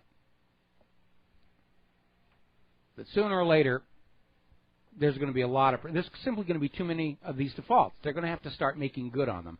I think what is going on, has been going on here in the U.S., is that a lot of these financial companies are going deeply into debt to basically buy out the other investments that are covered by credit default swaps. But the new debts are not, to reduce that exposure.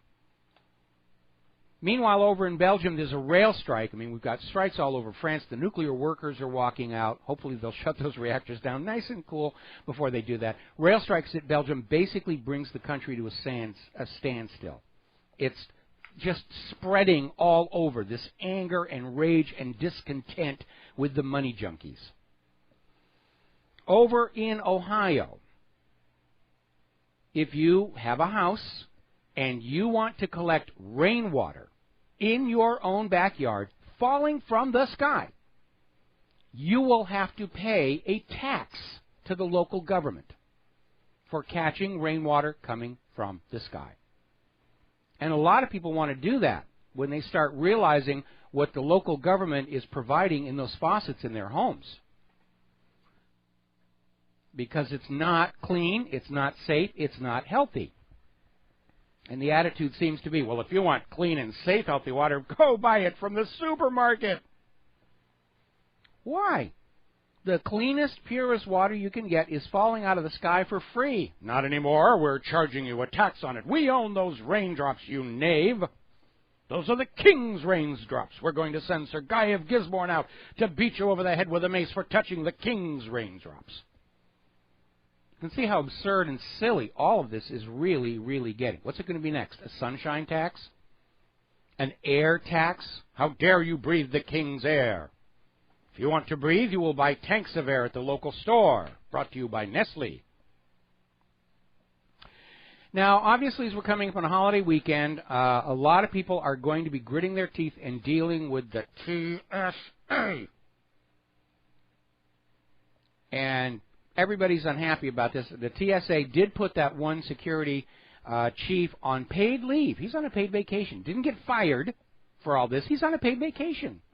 He's back at home, kicking back, watching his TV, said he's still getting all the money he's getting, and he doesn't have to do anything for it. Isn't life working for the government wonderful?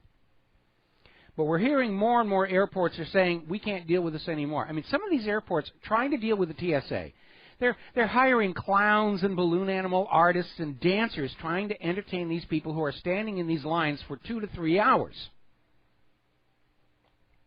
I mean, that's longer than you sit watching a motion picture. In our case here in Hawaii, it's really ridiculous. We have to wait in line for 2 hours for a plane flight that lasts 20 minutes. On an airplane that couldn't possibly reach anywhere else in the world except that next island over. That's how absurd it is. So Delta Airlines at Atlanta Airport has spent $1 million to put their own high-efficient, high-speed security checkpoints in place and tell the TSA, get out of here. You are gone. That's probably going to be a growing trend. And I know every time we get into this debate, they'll come back and say, well, we're here to provide you security, and yes, it's annoying and it's inconvenient, and yes, you know, there's a lot of theft going on, and we're traumatizing little children and everything, but it's worth it for your security, which would be easier to believe if the TSA had actually caught just one terrorist in the last 15 years. It would be easier to go along with that if we weren't seeing 95% of the practice bombs sent through the gates by the Department of Homeland Security actually get through. TSA is a complete waste of time and money. It's annoying travelers. It's wrecking our tourism. It's making Michael Chertoff rich, and that's all that counts, isn't it? All right, let's grab a phone call. Analog Anarchist up in Maine. Aloha, what's on your mind? Mike, is that? I'm right here. Hi, Mike. Comment if you would. I'm a little unclear on this. I'm listening to Amy Goodman in one ear, and I'm listening to your show in the other ear. And I've noticed in the coverage of Obama visiting Hiroshima, they consistently, except for one time, referred to him as a sitting president. RT America, on the other hand, consistently always refers to him as the first serving president. Now, judges are said to sit. The president is elected, so he's serving. Do you want to have any clarification on this change in terminology? I don't think the terminology really means all that much. I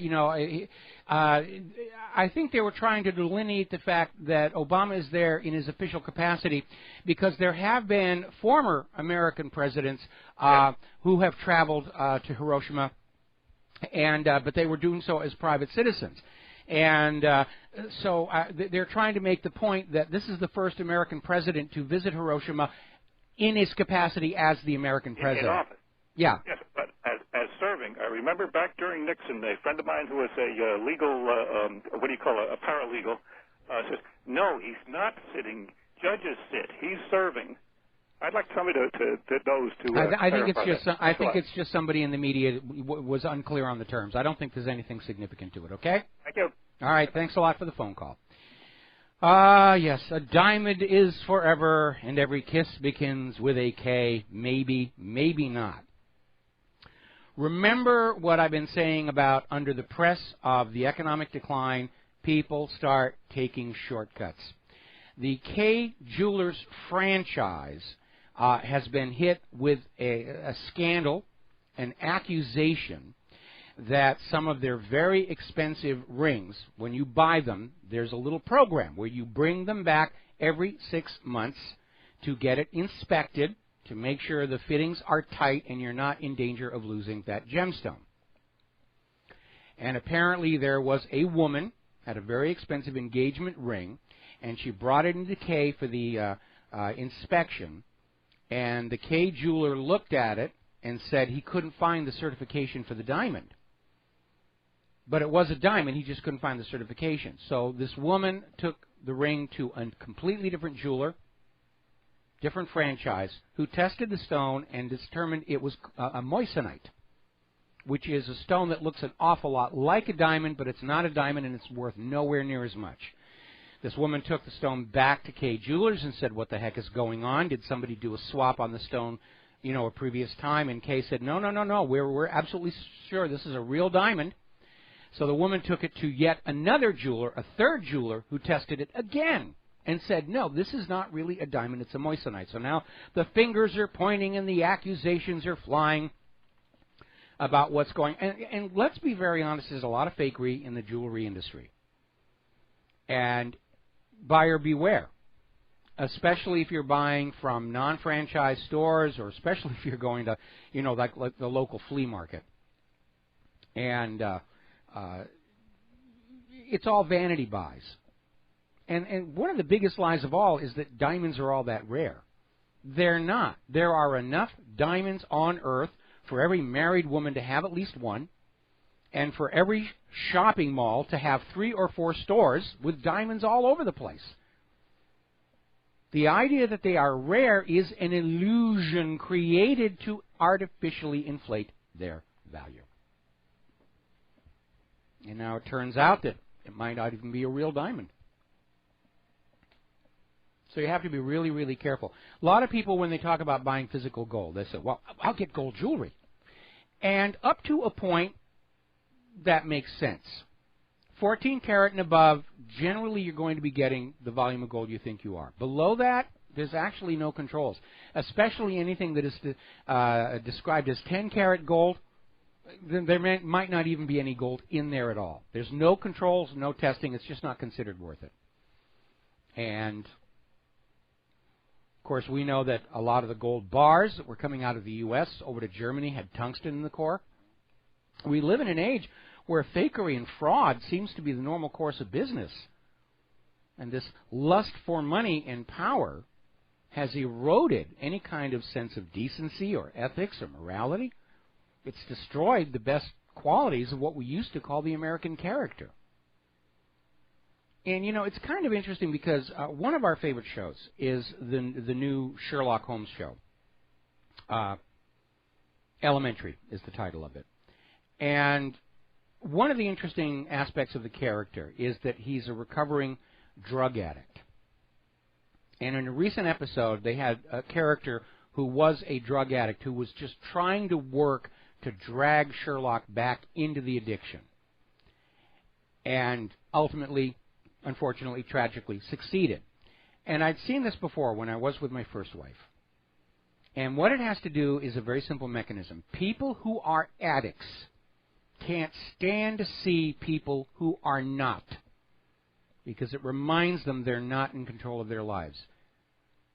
Addicts try and turn everybody else around them into addicts in order to make it seem normal and justified. And that is also true of the money junkies, who are most comfortable when everybody else in the nation is a money junkie. Not as rich, but still has that addiction to money, because then it's the normal thing. It's the acceptable thing. And unfortunately, we are seeing that happen in our society, where the money junkies at the very top, by their constant greed, are forcing us all, more or less, to become money junkies. And that's why we find fake diamonds in the jewelry stores, tungsten cores in gold bars, corners cut on safety on oil drilling platforms and nuclear reactors, wood pulp in our food, various other chemicals. We're all being turned into a nation of, by, and for the money junkies. And they're not really people you'd want to be with. Just like you don't really want to be with a heroin addict or a cocaine addict or a meth addict, unless you yourself are an addict. Then it's perfectly comfortable and normal. And I really do think that's what's happening in our culture right now. Now then, do you remember the American sniper Chris Kyle, and he had a book and a movie and all the rest of it? Turned out he lied on his military decorations. And it was known that he was exaggerating his military decorations. He was advised to take out some of the exaggerations before the book was published, and he refused. Just puffed himself up, made himself a star. We'll be right back after these few words. And aloha, America. Welcome back to the show here. Now, all the way back in 2010, there was this case where a teenager down in Texas had downloaded some music off of a website, not realizing that this was a violation of copyright. And he was arrested, charged, convicted, took the case all the way to the United States Supreme Court, saying he didn't know at the time what he was doing was illegal. He understood it then, but at the time he just thought somebody was just giving this stuff away on a website, and I was just going to go ahead and download it. Probably fell into somebody's entrapment operation. The Supreme Court ruled at that time, okay, that ignorance is no defense. If you commit the crime, the fact that you may not have been aware you were committing the crime does not exonerate you. It's not a defense. And I mention this because Hillary's campaign and defenders are out there saying, well, whatever she may have done with that email server, it wasn't intentional. She didn't realize she was breaking the law. She didn't realize. Well, again, we have the Supreme Court decision. Doesn't matter. You violate Title 18, you are going to jail, and you are banned from holding public office. This is going to be a slugfest between Hillary's people and the rest of us, because Hillary wants the throne. The Game of Thrones is afoot, and her supporters are all just in love with serving the Empress, and they know what she's done. They know what she's like. They don't care. These are exactly like the people who put Hitler into power knowing exactly what he was going to do because they loved the uniforms and the buttons and they wanted to be on the winning side. It's a personality cult. And on the other side, we have those of us who think the time has come to restore the rule of law, the Constitution, and the Bill of Rights to this country. and to send a message to all of those opportunists out there that we are not here to be looted on behalf of Wall Street and Israel and the war machine. That the only legal, legitimate government of the United States of America is one that is constrained by the Constitution and the Bill of Rights. You don't get to just walk away from it. Now then, here's a very bizarre story.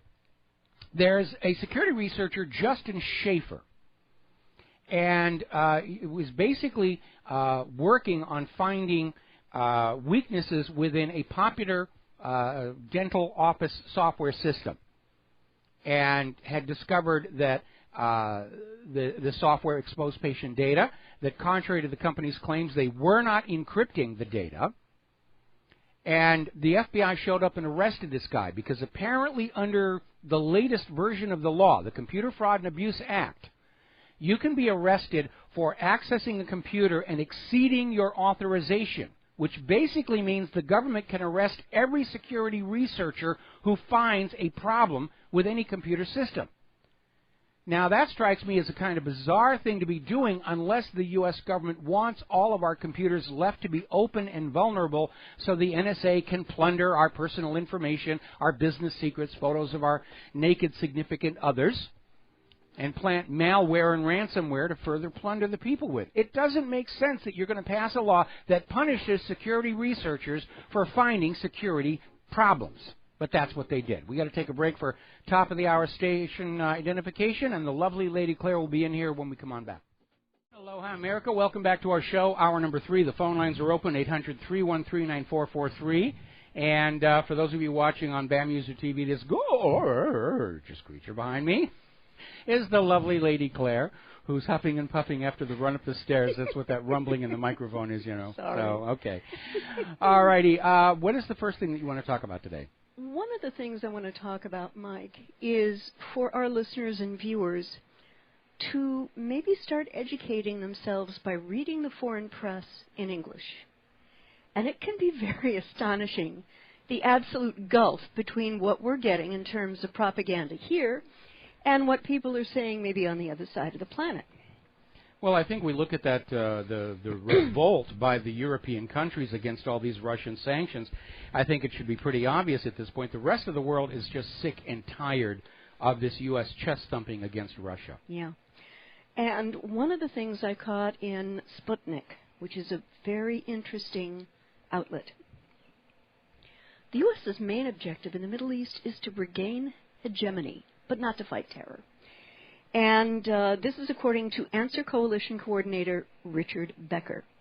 Speaking to Iran's press TV on Friday, Becker suggested that unfortunately, the prospects for peace finally coming to the war-torn country are low. He was asked by his interviewer why the U.S. has rejected cooperation with Russia in the war against terrorists in Syria. And Becker argued that it has to do with the U.S. grand strategy. And he said they certainly could cooperate if they wanted to. They could do a lot more if they wanted to, but that's not the priority. The United States government doesn't like the Islamic State or the al-Nusra Front, but their priority is not fighting them.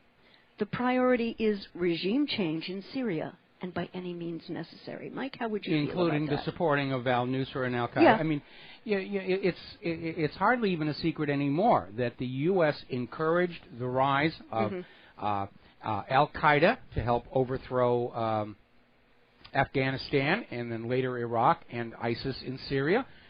We know that the U.S. was smuggling weapons to ISIS and al-Qaeda in Syria to use against Assad, using that consulate in Benghazi. This has all come out in all of this investigation. The State Department records are out there saying, yeah, this is what was going on. But the government's position relative to the people is, you know, ISIS is bad, al-Qaeda is bad, we've got to hate them, you've got to hate them, you've got to pay for the war and send your children to fight them.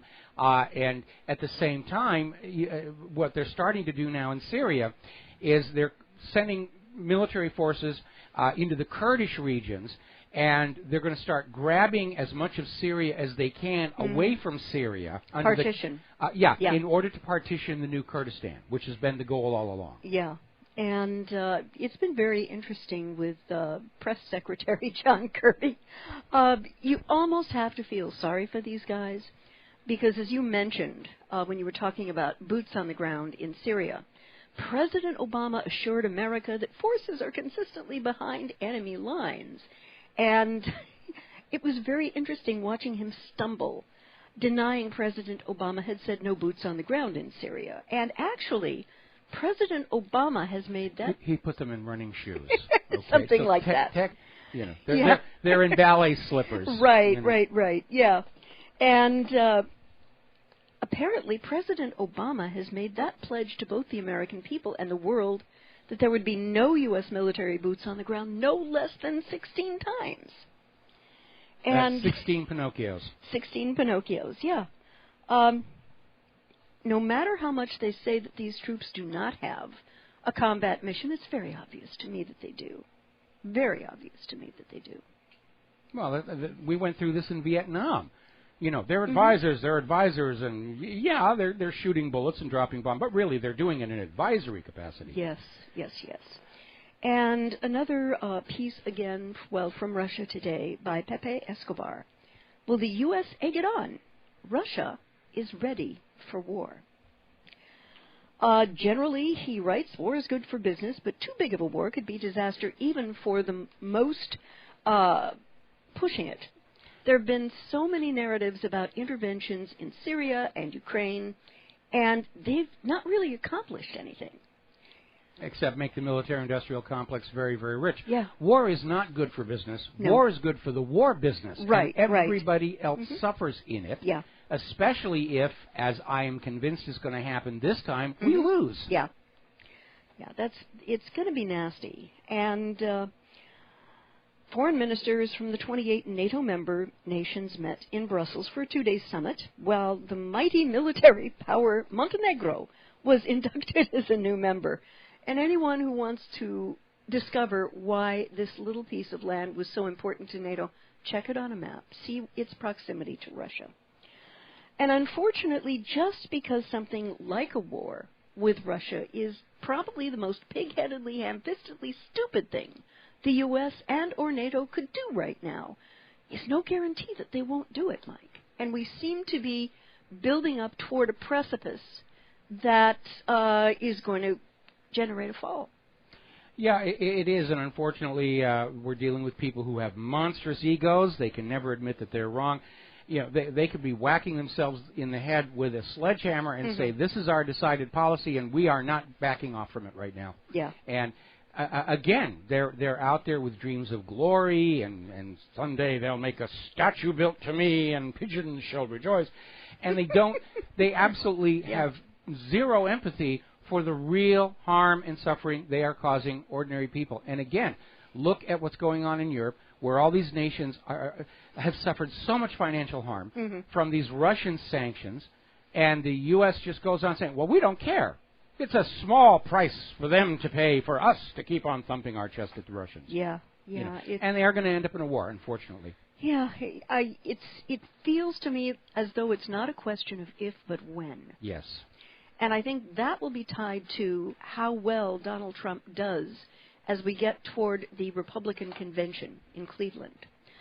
Because if it looks to the internal polling of the Democratic Party that Trump could take it, I think that they're going to gin up the nastiest, most horrific war they can and stick him with it come January of next year. Possibly with a financial collapse. Yeah. And you're absolutely right. Their goal will be to try and get the war going, good and proper, and then when Trump comes into office, they're going to say, well, look, you can't be the president who surrenders and you know gives up here, and we know you didn't start the war, but by golly, you'll have to finish it.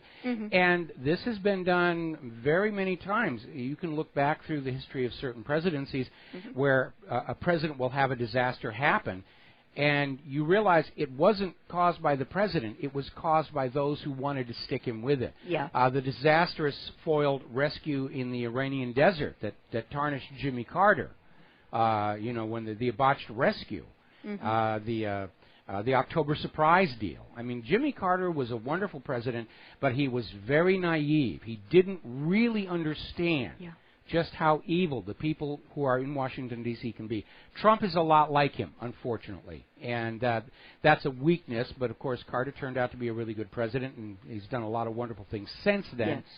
And again, the example is Herbert Hoover. The history books blame Herbert Hoover for the Depression of the 1930s. They're absolutely wrong. Hoover did not create the Depression of the 1930s. It was created for him. Mm-hmm. And he got stuck with the blame. Mm-hmm. Okay. I've got an article next that I think is going to be somewhat of a blockbuster for our listeners. Good. Vaccine thimerosal preservative causes autism. CDC forced to release proof they knew. And how this happened. Over 100 Freedom of Information Act requests have finally forced the euphemist U.S. Centers for Disease Control and Prevention, CDC, to admit a widely used vaccine preservative is the equivalent of a neurological Armageddon. And the people who helped with this, PhD scientist and biochemist Brian Hooker, the agency has finally had to reveal that they have known for years that thimerosal, which was banned in 1999, but is still used in over 60 vaccines, causes autism. Yes, we've banned this stuff here, but it's still here, but that's okay. Just pump it into the kid here. Yeah, and what was weird when we were first coming out and talking about this all those years ago, and the usual throng of paid online shills were out there saying, "Oh, you're how ridiculous! What a wacko conspiracy theory that vaccines cause autism! You're anti-medical, you're anti-science. You want to take us back to the Dark Ages." And here we are, all these years later. And yes, once again, the conventional wisdom has been found to have lied, cheated, stealed, and caused real physical harm. And those of us who were the voice of reason and caution have once again been proven correct. And you know what I think should happen now? I think that there should be a class action lawsuit brought forward by the parents of every kid who got vaccines with thimerosal and ultimately became autistic against the CDC and the pharmaceutical companies which included thimerosal in their vaccines, and sue them out of existence for the damage they've caused. And then we take all those people, strap them to a hospital bed, and give them an IV of thimerosal, at least 2.5 gallons each. No. Why not? When it gets warmer, they'll grow. Oh dear. Okay. No, but I mean, this is a real blockbuster of a discovery, and the people at CDC, the people at the pharmaceutical companies knew. And they just allowed it to go on, even understanding that there was a real risk of kids becoming autistic. But it makes money. Don't you understand? It makes money, and that makes it all okay. We're making money here. Why are you complaining? Just because your kid is autistic. And, it's amazing. We were talking the other day about how Robert De Niro, possibly as his atonement for allowing Vaxxed to be yanked from the Tribeca Film Festival, is now going to be producing his own documentary about this corruption in the vaccine industry. He has a child who's autistic, who became autistic after the vaccines. We've got a close family friend. Their child just magically turned autistic overnight following the massive vaccines here. And I think everybody who was in on this thing literally ought to be shot up with thimerosal so that they can understand and feel what it is they did to these other people. Because as long as we have these money junkies at the top of corporations and government who are just pulling the money in like crazy and they never feel the pain for it because the pain is transferred on to other people, it's never going to change. They don't have an incentive to do anything different because the money and the wealth flows to them. The pain and suffering goes in a completely different direction. Why should they change anything at all? I think there should be hard jail time. I think we ought to shoot them up with thimerosal. Their kids. Let's take their kids and shoot them up with thimerosal. I don't know if I'd do that because the kid was I would. The kid was not guilty. Neither were the kids who were harmed by the vaccines. Okay? But innocence for innocence. Okay? I don't know about that. How would you discourage these people? Hard jail time. Class action suit and not in a club fed. Well, the problem with a class action suit is they're going to turn around and say, we don't have enough money to cover it, the taxpayer. So they'll just take money from us to give back to the... That's how this thing works, okay?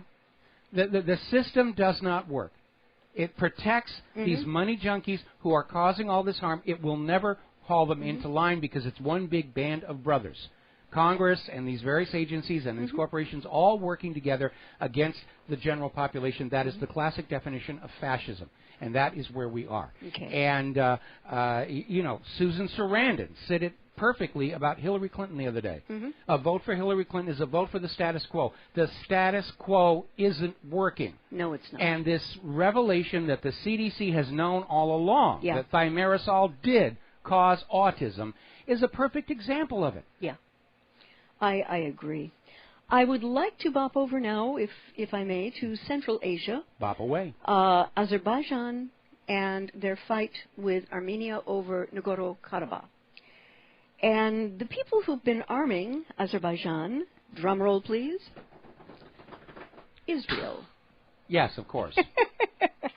And, imagine and apparently the Israeli weapons have been making a real difference for the Azerbaijani military.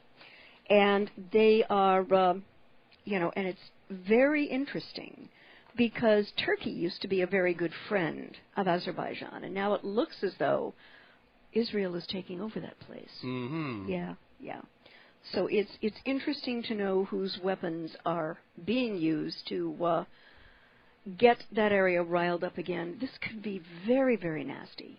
And I know that Putin is doing everything he can to put water on the fire and making sure that it doesn't get any more escalation. Well, the part that is alarming for me is if you look at all the U.S. interventions so far, they aren't working out very well. No, we're still not. stuck in Afghanistan. We're still stuck in Iraq. We're having to go back into Yemen, having to go back into Libya, have been almost defeated in Syria. And what does the U.S. do? They accelerate the program. They're going into all these other countries and trying to crank up the destabilization and overthrow the governments. They can't handle what they've already got, and they're already out there pushing for these other areas. Yeah, it's really... It's bizarre, and the problem is that because of the way the weapons procurement business runs in this country, there's just this incestuous relationship between the congressional people who greenlight these projects and the money they get. So at the end of the day, the weapons that the U.S. gets they're hideously over budget, they are late to the point of being obsolete, and they don't work as advertised. They're junk. The F-35, I think, is a perfect example of everything that's wrong with the U.S. weapons procurement system. And when you contrast the F-35 with the contemporary jets coming out of Russia and China, those are amazing pieces of hardware. Amazing performance, lower cost, more effective. You know, it's like the U.S. has sort of gotten into this Cadillac mode of weapons. Well, yes, it's big and expensive, but it's got a cup holder and it's got an air conditioner, it's got the chrome trim and the wall-to-wall carpeting, and and they just load up all of these weapons with all this junk, which is heavy and costly and gets in the way. I'll never forget that time we were out at Kaneohe Marine Air Station for one of those military demonstrations. We got to see the Blue Angels and Patty Wagstaff. That was a treat. And they had a Seahawk F sub-hunting helicopter, and there was this monstrosity of a machine bolted onto the port side that blocked off half the sonobuoys. And I was talking to the crew, and I was saying, doesn't this make you less effective a submarine hunter? And they said, yeah. I said, well, why did you put that on there? Well, we were ordered to. What does it do? We don't know. It's just something that somebody paid a lot of money for, and we slap it on the outside because that's what we're told to do. Yeah.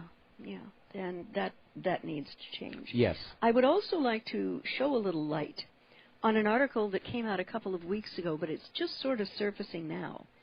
The Senate grew a special visa program with money taken out of veterans' pockets. Now, how this worked, the Senate used money from benefits cuts to military veterans in the 2016 budget to pay for the resettlement of an additional 3,000 Afghan interpreters in the United States. A dispute over similar pay for plan is behind the Judiciary's Committee's refusal to expand the program again in the 2017 budget. And the Special Immigrant Visa, or the SIV program, allows Afghan interpreters who aid the U.S. government to get out of harm's way by resettling here. But how they funded it was the $336 million price tag of the expansion fell on U.S. military veterans in the form of increased pharmacy copays. And that is absolutely outrageous. I would absolutely agree with that. We did talk about it the other day here. Yeah. Do you realize how shortchanged our veterans are by this government? And if you are a parent with a child approaching military enlistment age, you need to be looking for all of this stuff about how shabbily the U.S. government treats returning wounded veterans.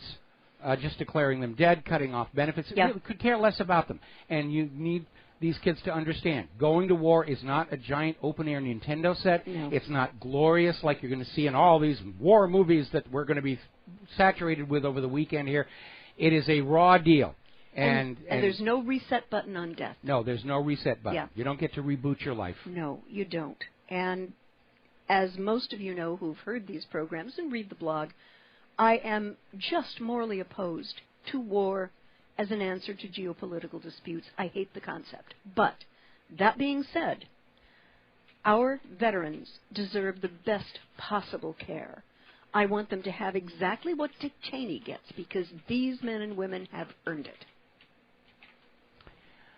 Yes, they have, and it is shameful. And a big part of it was, there's the music. We're going to take a break for commercials, and we'll be right back. All right. Well, hi, America. Welcome back to the show here. And Claire, what is your next story? Well, I'd like to go over to Pakistan, where something last weekend happened that may push things in a very negative direction. And this, again, is from globalresearch.ca from Canada. The coming drone blowback. The targeted assassination of Taliban leader Mullah Akhtar Mohammad Mansour last weekend wasn't just another drone strike. This was facilitated by the U.S. military, and it's got the Pakistani government and military not exactly thrilled with us right now, because what they're thinking, in other words, if the United States government is sending drones after targets in Balochistan, what will prevent it from taking out a suspected terrorist in the crowded streets of Karachi or Islamabad? Absolutely nothing. Yeah. And that's been the whole problem with the drone strikes all along. We're sending these killing machines into countries we are not actually at war with. Yep. We're killing targets that we think maybe kind of sort of could be a bad person, possibly, but we're not really sure. Yes. They've never had their day in court. Yeah. And they'll kill 20, 30 people standing around them. Mm-hmm. Basically, the reality is, all the propaganda aside, the U.S. is using the drones exactly the same way Adolf Hitler used the V-1 buzz bomb and the V-2 ballistic missile as terror weapons to basically terrorize a population of a country to pressure their government to capitulate to the demands of the aggressor, whether it's Nazi Germany or the United States government. The way in which the targets are being chosen is absurd. One of the criteria is exceptionally tall people. Because they're more likely to be recruited as fighters and so forth, that if they see somebody who seems to be standing taller than the crowd, they'll attack them. And that sort of blew back in their face because they saw a crowd. There was this one guy standing much taller. They targeted him. Turned out it was a school teacher with a bunch of students, and they just shredded them. Yeah, yeah. You know, but it was a good strike. Yeah, kill for peace isn't working. No, it isn't. And what may happen is that this assassination may push the Taliban further away from any kind of constructive talks with the Pakistani government. That may be its goal. Possibly, The United States does not want anybody making peace. They want an entire world at war, and they think out of the resulting chaos they're going to build this new world order. Unfortunately, they've badly miscalculated. We're going to lose this one. Yeah, and another place where we seem to be losing with great quickness. The Iraqi Prime Minister, al-Abadi, has stated to the Iraqi people that the protests must end during the Fallujah invasion. And every Friday in recent months, there's been a big public protest in Baghdad, usually around the Green Zone, with tens of thousands and sometimes in the hundreds of thousands. After last week's violent crackdowns, which left 4 protesters dead and over 100 wounded, Prime Minister Abadi is now warning the protesters to stay away. Abadi insisted that ending the protest for the duration of the invasion of the city of Fallujah, launched earlier this week, is necessary because the military is preoccupied with the offensive, saying that the public could best support the offensive by not demonstrating against the government. The protests, largely organized by Shiite cleric Muqtada al-Sadr, seek major reforms of the government, including the installation of a cabinet of technocrats who can get jobs done. Though a body did nominate such a cabinet, Parliament never voted on it and has been in complete turmoil since the nomination, so it doesn't appear that it's going to happen.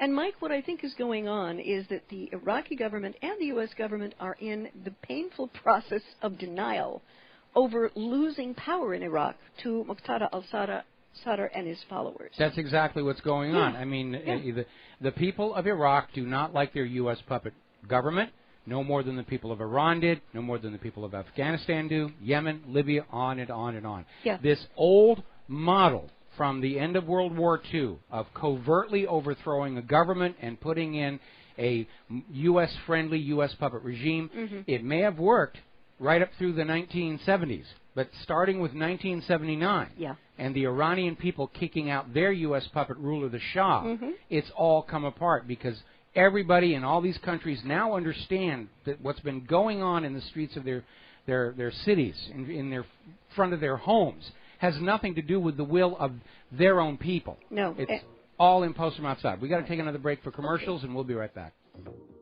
Aloha, America. Welcome back to the show here. And, Claire, where did you want to go next? Boy, it's a big, thick book here. I'm going to have you back on Monday. Yeah, right. Apparently, the primary U.S. embargo on Iran remains despite lifting of nuclear-related sanctions. So they're going to lift the nuclear-related sanctions, but not the other economic sanctions. In other words, the U.S. is going to continue to prohibit Americans from investing in Iran, importing or exporting to Iran most goods or services, or otherwise engaging in commercial or financial dealings with most Iranian people or companies. In other words, Iran complied with all the requirements of the P5+1 deal. The United States did not. No. And regarding these sanctions, Mike, the U.S. government is collectively behaving like a 2-year-old kid with a temper tantrum. That's exactly right. That's a perfect description for the neocons. Yeah. And I want war with Iran. I want war with Iran. I'm going to hold my breath until I get war with Iran. Right. Yeah. And, well, the other reason, of course, is Israel. And also another 2-year-old. Yes, with also nuclear another weapons. 2-year-old. And speaking of 2-year-olds, Turkey's Erdogan has started unleashing more threats on Europe as the EU-Turkey deal falters. And it looks like this deal about the migrants is going to continue to unravel because of concerns by Brussels regarding Ankara's quickly deteriorating record on human rights. Yes. And recently, European leaders nearly unanimously signaled an unwillingness to approve visa-free travel for Turkish residents within the Schengen zone, citing Turkish President Erdogan's persecution of domestic opposition and dissent. Europe's decision to retreat from offering Turkey visa-free travel, a critical component of the deal, tipped Erdogan into a fit of rage last Tuesday. And this is rich. Wait for it. Speaking at a World Humanitarian Summit in Istanbul, Erdogan threatened to unleash a flood of refugees on Europe. And, you know, you have to shake your head and say the irony. A World Humanitarian Summit being held in Istanbul, the capital of a country practicing serial genocide against Turkish Kurds. You know, I mean, oh my gosh. But, Mike, do you think... It's like the President of the United States getting the Nobel Peace Prize and, you know, being at war longer than any other living U.S. president. Mike, what do you think about Erdogan's mental state? Are there some kind of speculations going on that he is losing it because of some kind of illness or some kind of descent into a psychological problem? I would go with the latter one. I mean, he's not showing any impairment, but he's definitely showing symptoms of megalomania. And he's definitely, his ego is definitely writing checks his body cannot cash. Right. I think the next step in Turkey will be how the military views what he's doing. Well, could very well be. That's going to be very significant very well be in the a coup d'etat. not too distant future. Yeah. And apparently the G7 is standing pat on anti-Russian sanctions, and they confirmed their intention to stick to these sanctions imposed in connection to Crimea, which is hysterical. So it appears that the EU is trying the if at first you don't succeed, lie again approach to Russia regarding Crimea. But intelligent people understand what really happened here. When Yanukovych was thrown under the bus by Poroshenko's people, Crimean leaders realized that they had no credible government in Kiev. And they did a referendum through which they petitioned the Russian Federation to join it. And in what was attested to as a free and fair election, the referendum carried.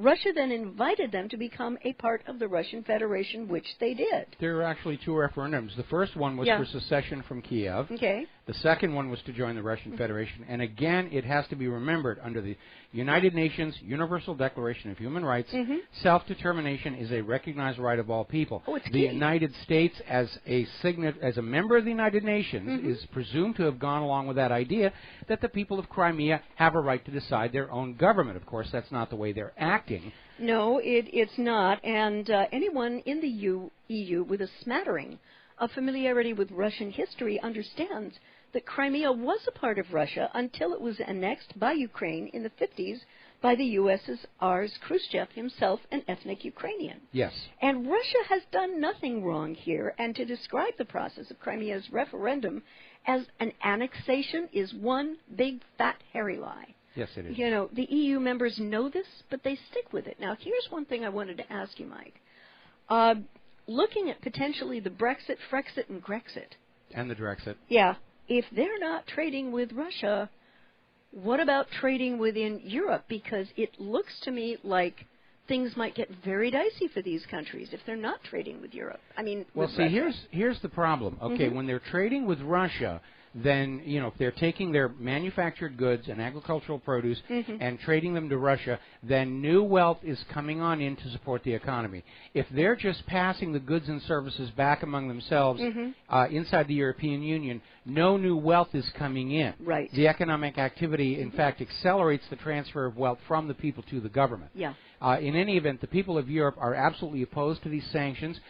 We are seeing France is on the verge of a revolution, which, if it starts, could trigger similar revolutions in Belgium, and it could all come apart.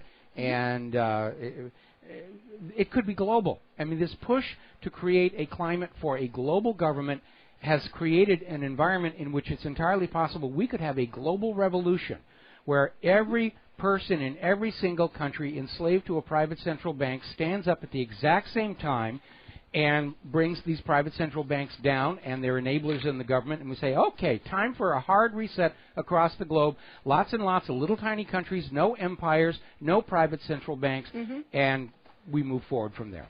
That sounds like a lovely world to me. It does to me, too. Yeah. And yesterday, I don't know if you covered this, but apparently the Clinton camp got a judge to seal all video depositions in the Clinton email case. Yes, we were talking about that one here. Oh, imagine my surprise. And I have to wonder what kind of pressure this guy was under. And Sullivan went further. He ordered all videotaping depositions to remain sealed unless he ordered them otherwise. Well, what happens if he, you know, heaven forbid, has a stroke or is gets incapacitated? Really depressed and goes to Fort Marcy Park. Yeah. Well, the case would technically be assigned to a new judge who would then have the authority for the unseal. But at this point, given that this judge up until now had been very favorable to Judicial Watch case, it would appear that somebody has found dirt on this guy, or they've met his price, or that, you know, he found a horse's head in his bed or something. And the excuse that we're getting from the Clinton lawyers and Obama's lawyers is that Judicial Watch is trying to expand the scope of the original lawsuit and exploit it for political purposes. Well, no. Judicial Watch very clearly set out with the original Freedom of Information Act to learn how this email server was set up. And I've read the first deposition that's already come out of this discovery, and that's what they're talking about. They're not on a fishing expedition. The Justice Department lawyers are there to make sure that this is going the direction it's supposed to be. So what they're concerned about is that Judicial Watch is going to start getting into areas that the White House and Hillary Clinton don't want. They've got the FBI under control. They've got the Department of Justice under control. Now they're trying to find a way to bring Judicial Watch under control, and they do it through the one venue they do have a control over, which is the court system and the judge itself. Yeah. but we'll see what comes on out, because we know the judge has been sympathetic to the Judicial Watch case. If they find something, the judge could be convinced this is definitely something that the American people need to know before they go any further in this election process. Yeah. It will be interesting, and time will sort that mystery. I've got another story, and normally I don't cover stuff like this, but this is from the Department of You Really Can't Make This Up. Okay. In Pakistan, Pakistani husbands are now being given the green light to lightly beat their wives, Islamic Council says. The head of a very powerful Islamic council is refusing to back down from a proposal that makes it completely legal for husbands to lightly beat their wives, despite ridicule and revulsion, including calls that maybe the clerics should stand for their own gentle smackdown. Speaking to reporters, the chairman of the Council of Islamic Ideology, Muhammad Khan Shirani, said a light beating should be a last resort. And then he goes through the other steps and protocols to get her to mend her ways, whatever that may mean. You know, I have to wonder if covert knife-throwing seminars will become all the rage for Pakistani women. After that religious ruling at this moment, I wouldn't bet against it. And these gals do not have, they can many times have a lot of issues they're dealing with. Acid attacks, honor killings, female genital mutilations, beatings and forced marriages.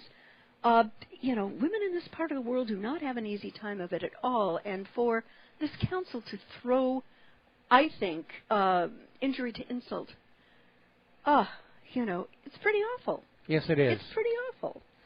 And I know that there are very advanced and liberated Muslim women in all parts of the world, but to say it's okay legally to beat, and it's also, the article mentioned, it is un-Islamic for a lady who's getting consistently beaten and hurt to seek shelter. That's un-Islamic. So if the guy beats his wife until she dies, that's perfectly acceptable? I mean, I'm sorry. No. Well, I'm absolutely in agreement, yeah. I don't think violence is a solution in 99% of the cases, you know, but we see similar things in other religions. Where, I mean, if you read the Old Testament very, very carefully, I mean, it approves of slavery. Yeah. And same thing with the Torah and the Talmud, where things are permitted and condoned, even have a price tag put on them, that we would tend to find extraordinarily offensive. Yeah. But, yeah, that's what happens. Yeah. Okay, next. Next, apparently MPs are warning British voters that they're being conned as Brussels keeps plan for a EU army secret until after the Brexit referendum. This was kind of a shock. Okay. Liam Fox, the former defense secretary who served under David Cameron, told The Telegraph that ambition showed the EU is wedded to the dangerous fantasy of creating a single defense force. Another Eurosceptic Tory MP said voters were being deceived and hoodwinked about the true scale of the EU's drive to create a single army. The backlash came as it emerged for plans to move toward the creation of a European army are being kept secret from the British voters until the day after next month's referendum. I smell something. Well, what's going on here is they're creating a standing army. Now, when the United States was created, each state had its own military, the National Guard. The federal government was prohibited from having its own permanent standing army because it was a threat to the freedom and independence of the member states. Over time, of course, the U.S. has evolved a permanent standing army. The National Guards in the states are now under U.S. federal control, and that's exactly what they're trying to do to the European Union.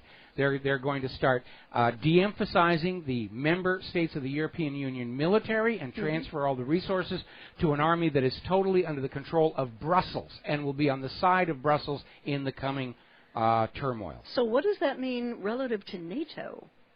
The standing European army will probably be part of NATO. The impact is primarily on relations between Brussels and the member states of the European Union. Okay. You know, if I were a Brit, I'd want to know.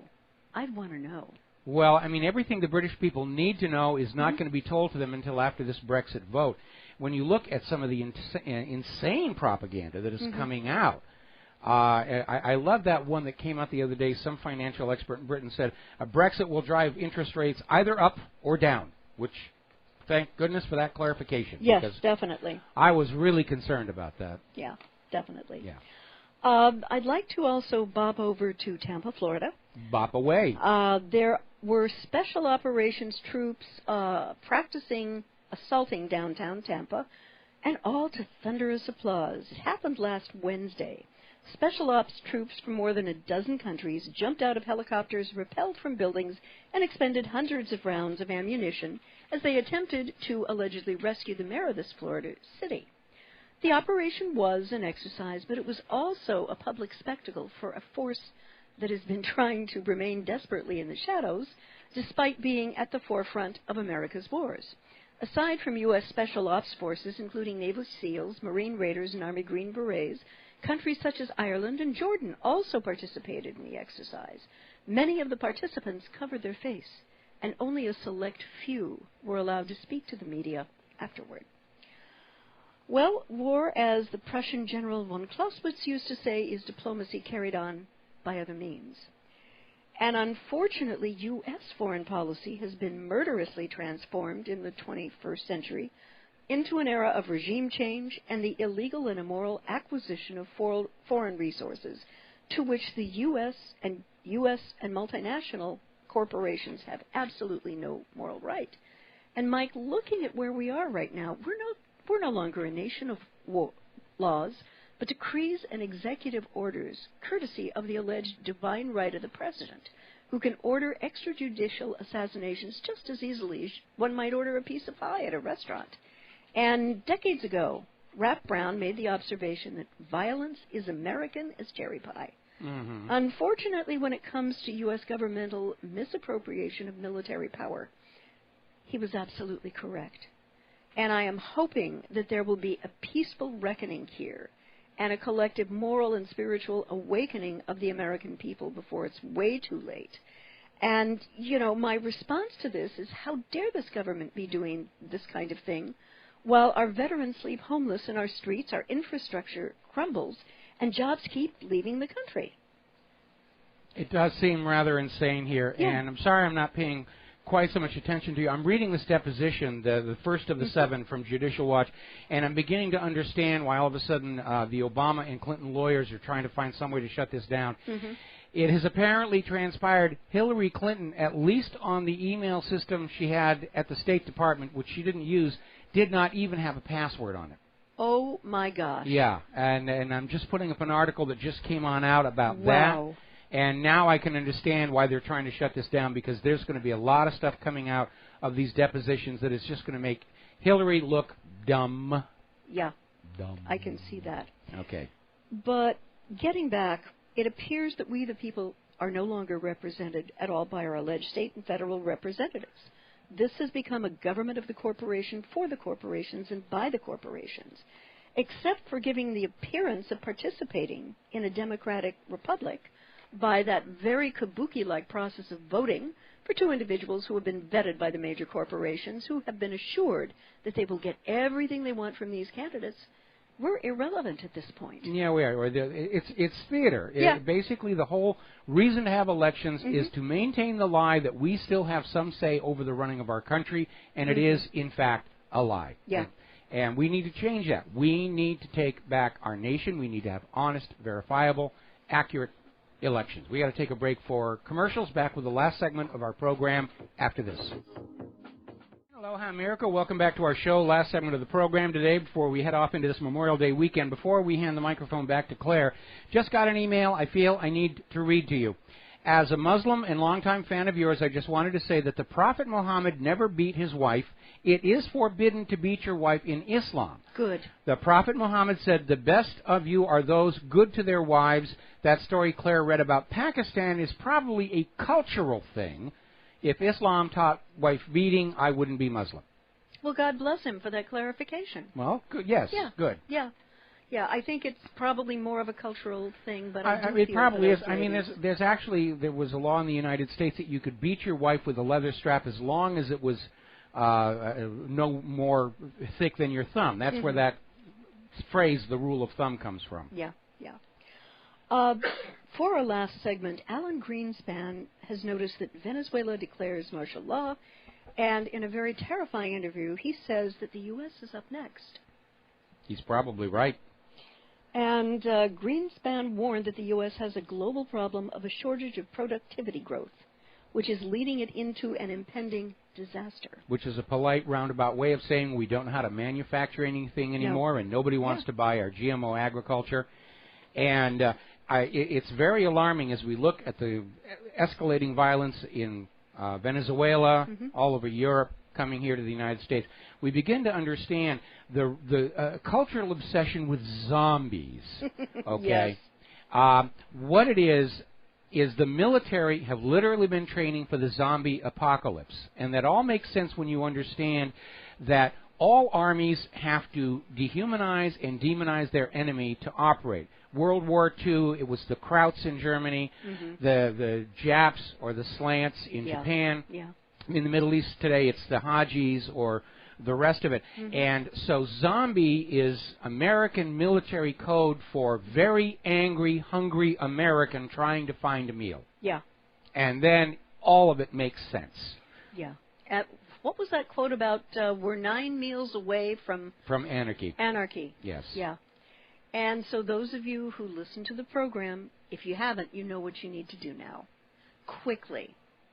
Start growing food, saving food, stockpiling. Unfortunately, if they declare martial law, the first thing they're going to do is they're going to take our food away to give to the people in government who just thought this was all going to go on forever, you know, and you're going to have to be prepared to defend your life and your home because, again, they declare martial law for an economic reason. It's just an excuse to loot the people, to preserve the rich money junkies a little bit longer. And I think they've had a good run. You know, they messed up the system. If it's all going to fall apart, they should pay the cost of it. That's my opinion at this particular point here. I would agree with you.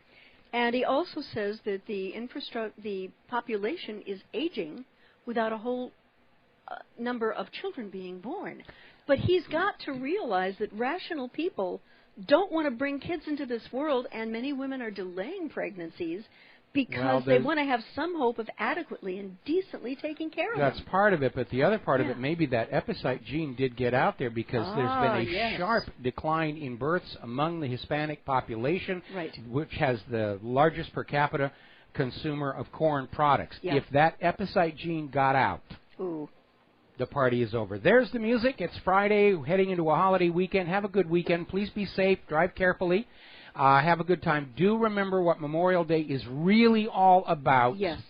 And reach out a hand to our wounded veterans and take care of them. We'll be back on Monday, live, Memorial Day. Aloha, America.